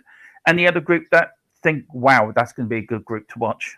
I feel really bad actually for Canada. I actually think they were handed a really harsh group, to be honest. When you look at it, because Belgium, I think, are still always a tough team and are at least half decent always. You look at Morocco, like I said, you actually look at some of the players they will have in their team, like some of the best players in the world that they still actually have in their team. Croatia, we know, is like Croatia always has like the best midfield, no matter what tournament they walk into. They usually have the best midfield. So Canada, I thought, were dealt a really harsh group Whereas like the USA were actually given, I think, quite an easy group if they want to actually get something out of it.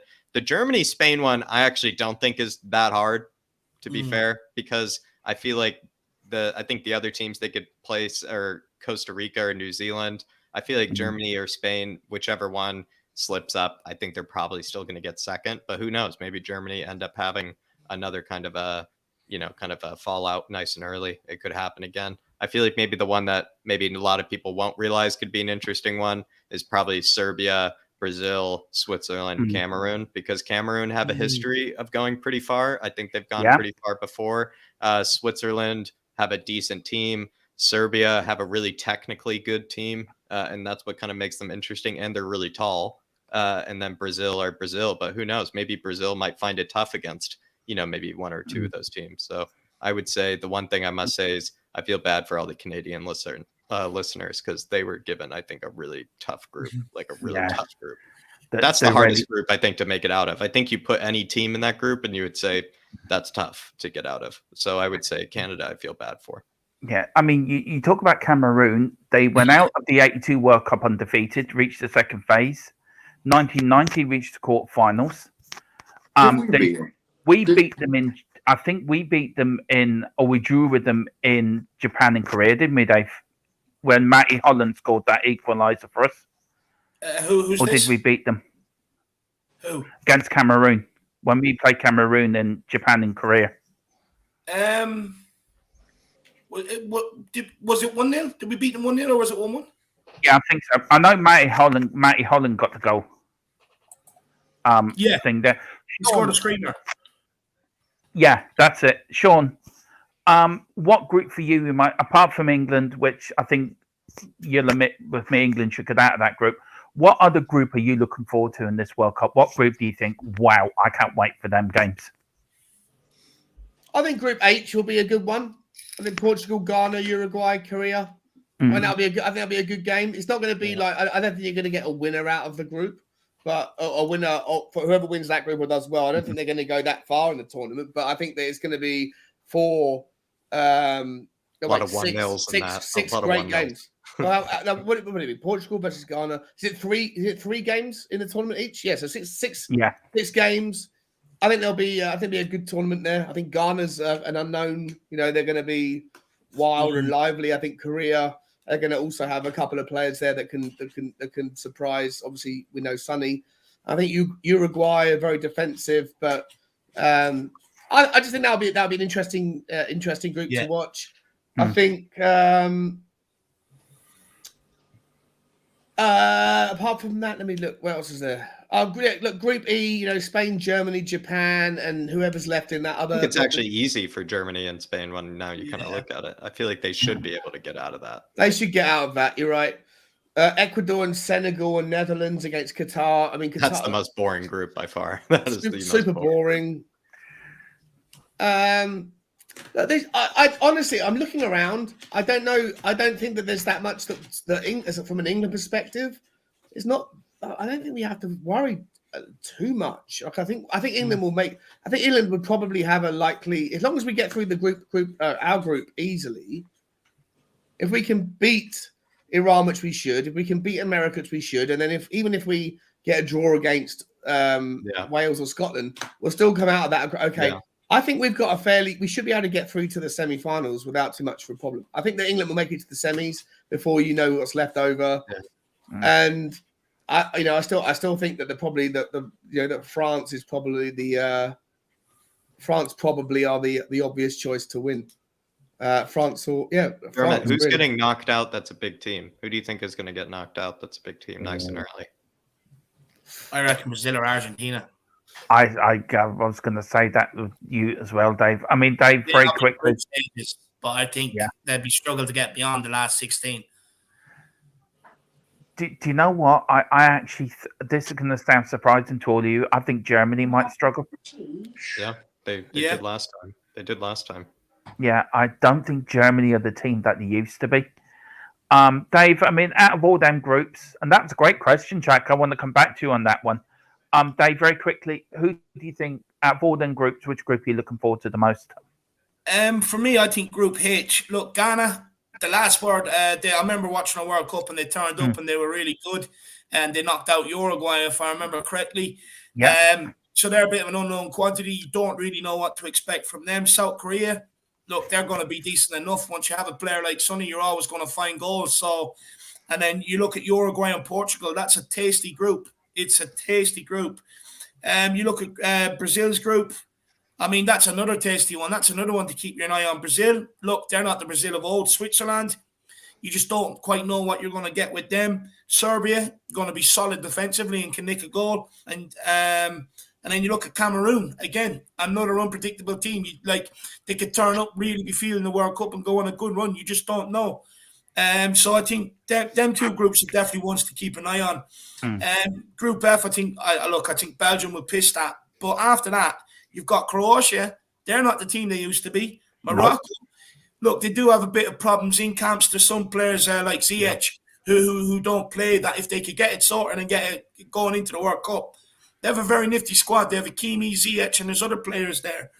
And then you look at Canada. I mean, look, they've got Alphonso Davies there and a couple of other players. I do think it's going to be a tough ask on them, but they can definitely have a chance of getting out second in that group.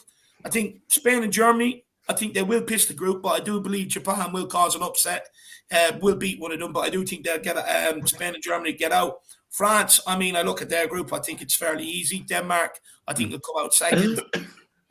Argentina's group, look, I think they will qualify. I think every single one of them will be Saudi Arabia. I think they will be true whipping boys of the competition, them and Qatar. Yeah. I think it's just a straight shoot off between Mexico and Poland. England's group, do you know what? I think everyone would whip Iran.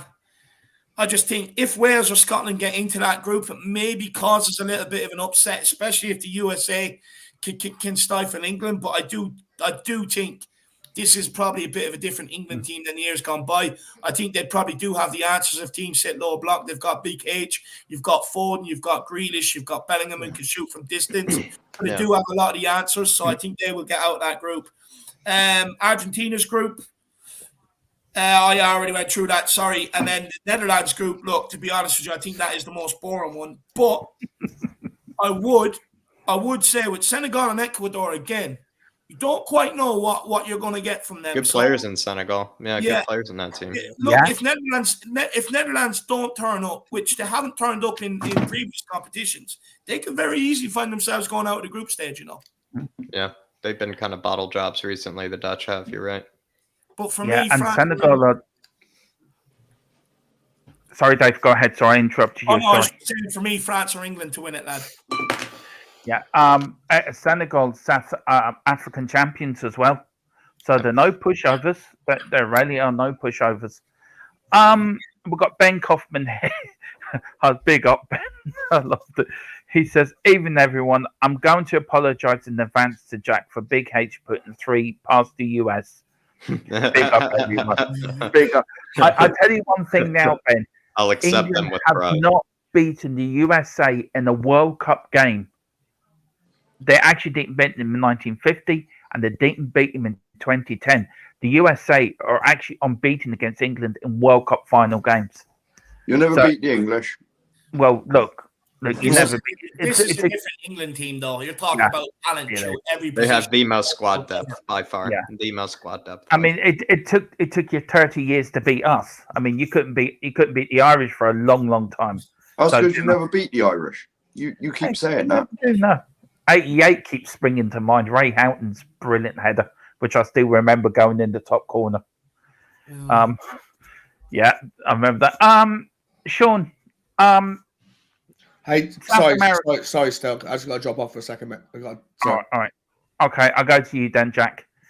South Americans, Argentina, Brazil, and then you got like Mexico and the Central Americans. Do you think this is a more World Cup for South Americans and Central American side because of what Mark said earlier, because of the heat, or is this going? Or with the European seasons being in mid-flow, will it suit the European sides better playing it in December, like if there's instead of playing it in the summer? Who do you think is going to get an advantage for this World Cup?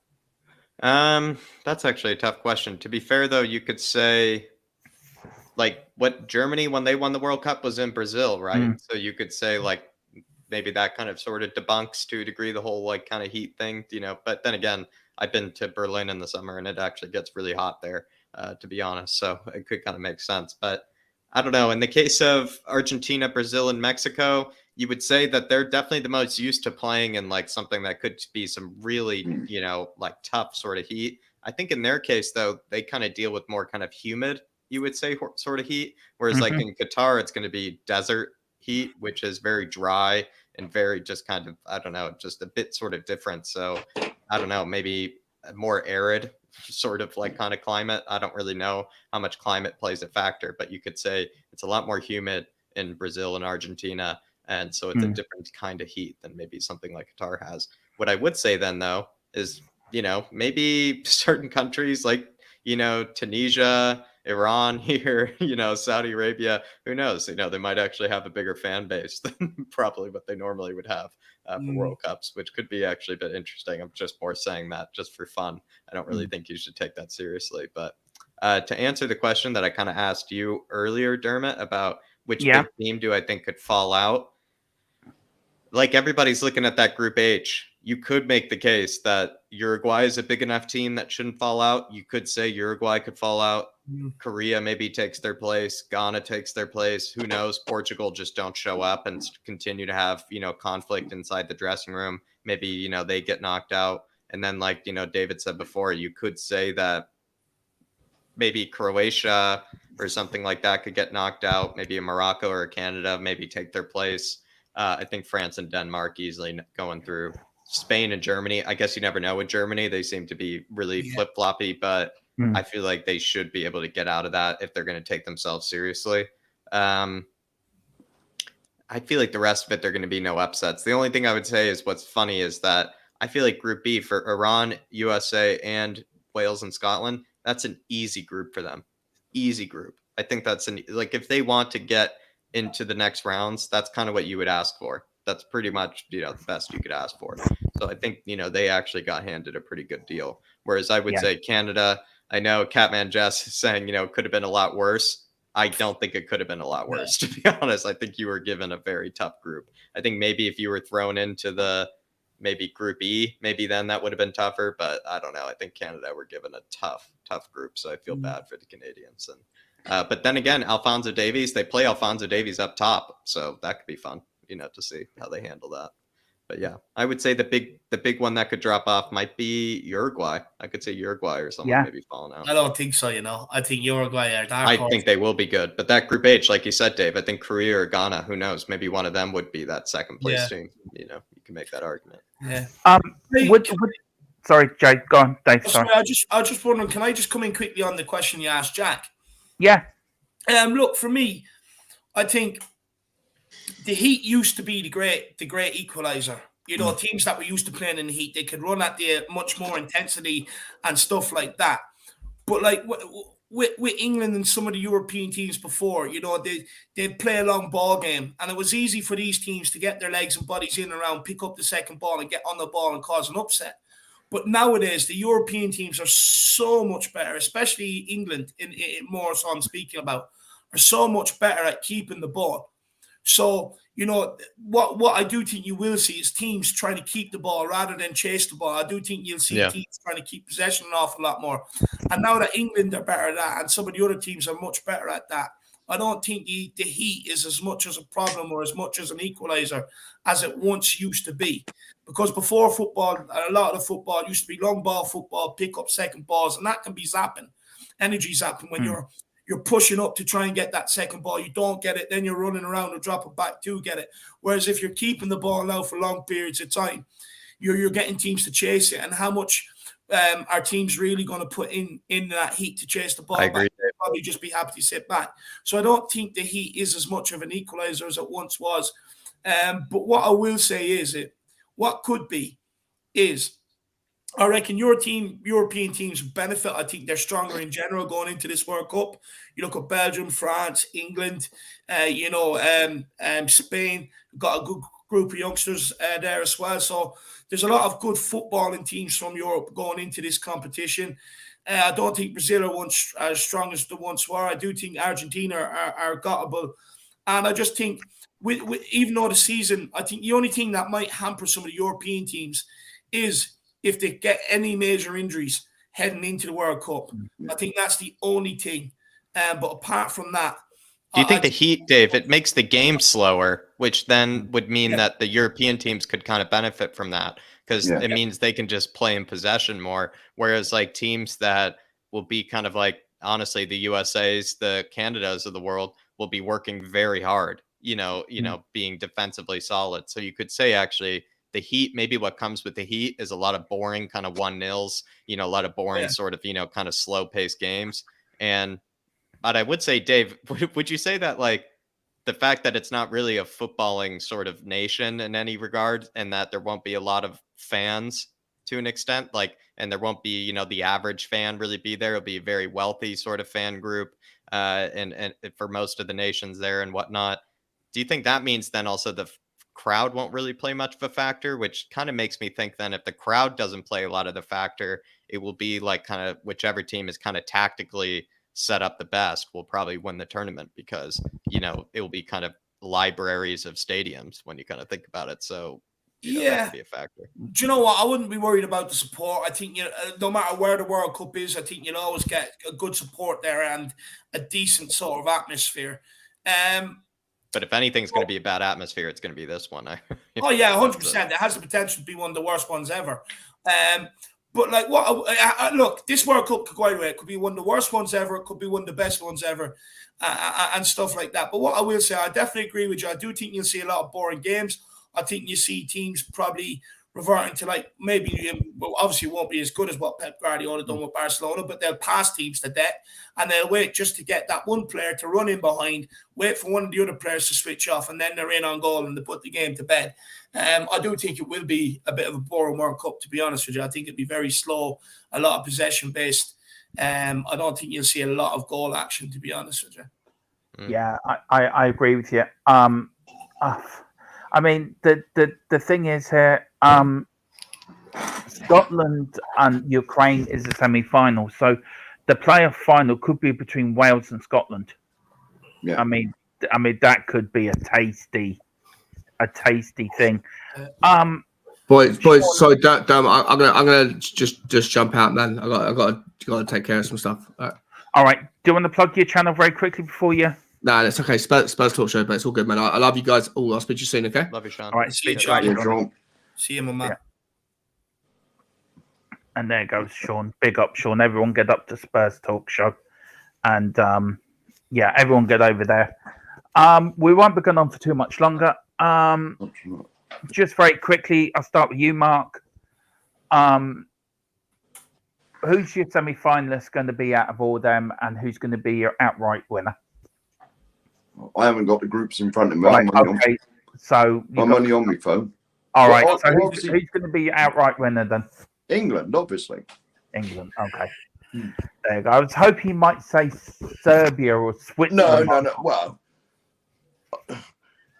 I only speak for myself, but I got a soft spot for Brazil, just for the 19. When was it? 19. What, Zico and Socrates and Zico, Socrates, 82. 82. Yeah, I knew it was 82. Yeah, they had a fantastic team back then. That they really were the team that should have won a World Cup, but didn't. They lost to Italy in the quarterfinals. Where Rossi, who was actually banned for match fixing in Italy. This was his first World Cup play. His first 3 games, didn't score a goal, wanted him dropped, and then they come up against Brazil, and he scored a hat trick, knocked out Brazil, ended up top scorer of the World Cup, Rossi. Yeah. That's like the first one I can remember 1978, but 82 was the first one I can really remember sitting down and watching. Where was it again? It was in Spain. Spain, that's what I mean. So it was on Sensible Times. Yeah. Jerry Armstrong scoring the winner against Spain. Yeah. It was on Sensible Times for me. It wasn't like when it was in Korea, it was on like 5 o'clock in the morning and all this. Or when it was in Mexico and I had to stay up till 2 when Gary Lineker scored a hat trick with a broken arm. Yeah, against Poland. Yes. And then you go back to 70, the great Brazilian sides of Pele, Jairzinho. Well, I wasn't born. The game that springs to mind, and it goes back to what Jack said about the heat. Yeah. The Brazilian side of the 70, they just played a different, slow type of football, but it was effective. Yeah. Brazil, I mean, everyone remembers that save by Gordon Banks. It's one of the World Cup moments of that World Cup. Pele scoring Brazil's 100th goal in the final against Italy. So you're going for England, Jack. Who's your semi-finalist going to be, and who's your outright winner? I think England will be in the semifinals. I see France getting there. It seems like even when they play ugly football, they still make it quite far. Who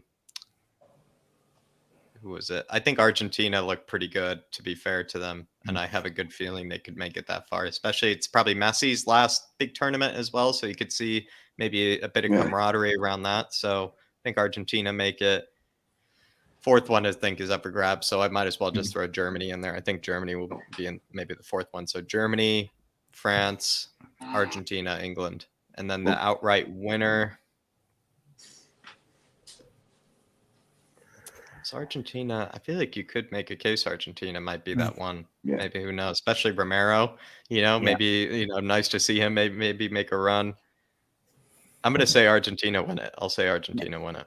So you're going for Messi to follow in the footsteps of Diego Maradona and lift they have decent squad depth, that Argentinian team as well. Decent squad depth there. A lot of players that are retiring, like Di Maria, as well as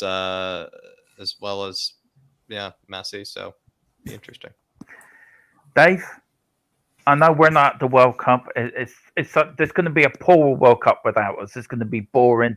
There'll be no fans singing some lovely ladies in the street or singing lullabies to babies, or just basically when somebody walking out to a balcony and all of us cheering and then going in and booing so you come back out again. You won't have the fun, the laughter.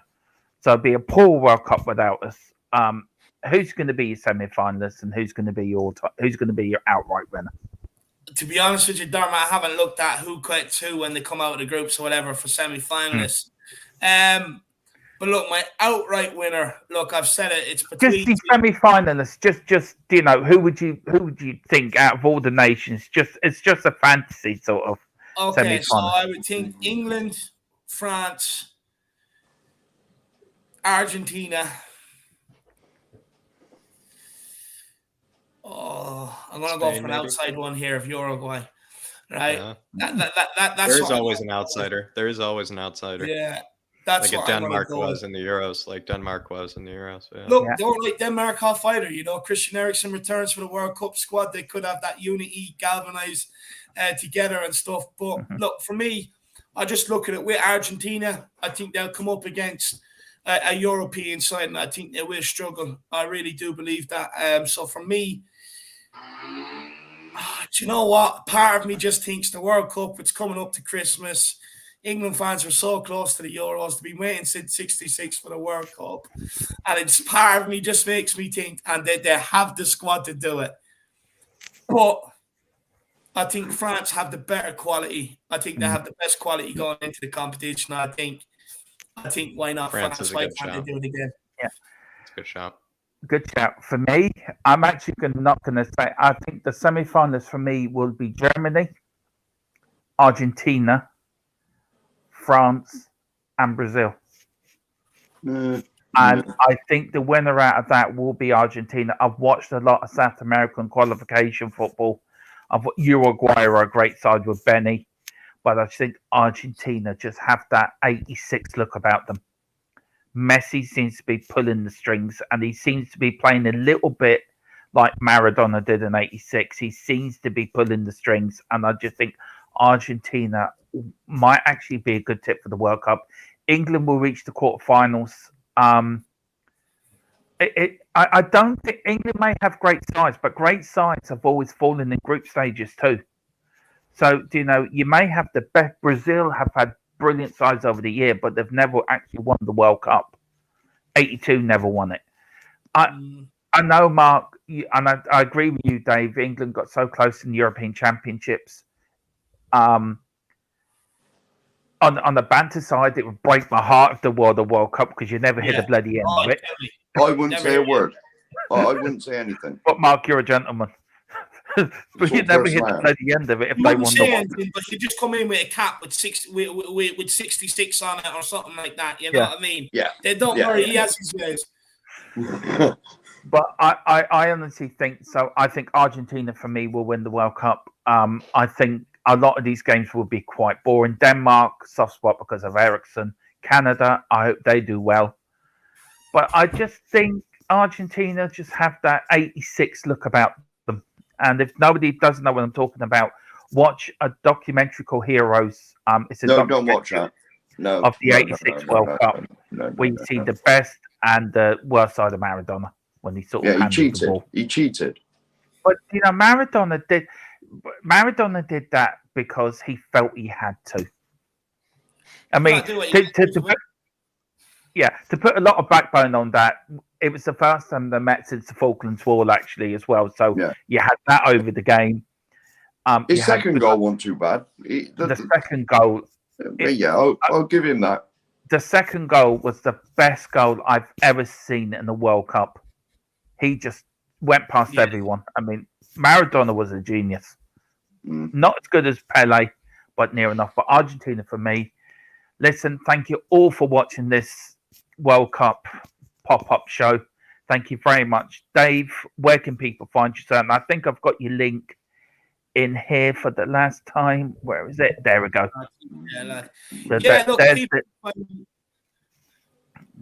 People can find me over at the Irish Hotspur, guys. If you love positivity, if you love Harry Kane and Højbjerg the way I do, the way Jack does, and the way everyone in the Harris Army does, get over there, smash that subscribe button. But seriously, make sure you subscribe to this channel, Tottenham Tantrum Gold. Absolutely love it. Absolutely love Dermot. Love Mark. Been a pleasure joining with Shawnee. And do not forget Shawnee's channel, Spurs Talk Show. Make sure Spurs the walks with the doggies, with the dog. It's great content. You've got to get over there if you haven't. Check it out. And Hand of God is the greatest ever World Cup goal, and it was played on loop in Ireland for about 20 years after it happened. Yes, it was. It really was. I mean, Maradona come over here, red carpet, everything laid out for him. Over here. I bet he did. Yeah, and hang on, Ray Houghton, 88. Do you remember that, Mark? Do you remember Ray Houghton scoring that looping header? I do. Pat Jennings scratching it, not Pat Jennings, Peter Shilton scratching his head, thinking where did the ball go, and then he got a shock when he's seen it in the back of the net. Yeah, I remember. Yeah. Good days. All this pain is going to be unleashed when they win it. You know that, Dermot? Huh? All this pain is going to be unleashed to us when they win it. You know? I know. Yeah. Oh God. 60 years of hurt, man. We're going to get it up. I'm emigrating to New York. I'm going to find where Jack lives. I'm going to hide with him. I'll be over in the USA. Yeah. Oh Lord God. And Jack, can you put your link for your channel in the private chat so I can bring it up for you? No need, Dermot. No need. No, everybody. Please, I would like to put it up so I have it up for future when you're on. So everybody just head on over to Black Cap if you want to see maybe a video on my thoughts on Frank Lampard. That's what I would plug right now. I kind of just basically talk about maybe my problem with Frank, kind of think, he's kind of giving a bit too much negativity, a bit too much blaming on the players, despite not really having the pedigree. I have the hindsight, of course, of, maybe looking at his Chelsea side, his Derby side, now his Everton side. And I kind of have some not so nice things to say about Mr. Lampard. So if you want to see that video, just like it says on my name right there, Black Cap Euro Talk, please. I tell you one thing. Everyone has a problem with Frank Lampard. That fella is just fucking annoying. Right. And Marky, where can people find you, sir? Because you have an important show tomorrow, haven't you? I do. Is it live, Dermot? It is live. Yes, we're going live at 4 tomorrow. Yeah. Well, everyone get the questions in. I'll do my best to answer them. Nothing too outrageous. Yeah, tomorrow it's Mark from the Lane. He's going to talk about his time as a Spurs fan, starting why he become a Spurs fan, through all the hurt and the history, the highs and the lows, We're on tomorrow for Not 4. many highs. Hang on. There's not that many highs. It's mostly tears and. All right, I'll have to get the Yeah. I'll have to get the tissues out and everything. Yeah. So if you want a good cry and you want Yes. you want to feel the pain that we feel, Yeah. please come and see Mark tomorrow. Dr. Mark will put you in the great spirits for Sunday because Spurs are back. Listen, thank you all for watching. Thanks for Dave again for coming on. It's always an honor, sir, to have you on. It's an honor to have you, Jack, brother, as well. Shawnee, it was an honor to have him on. Hope he's okay.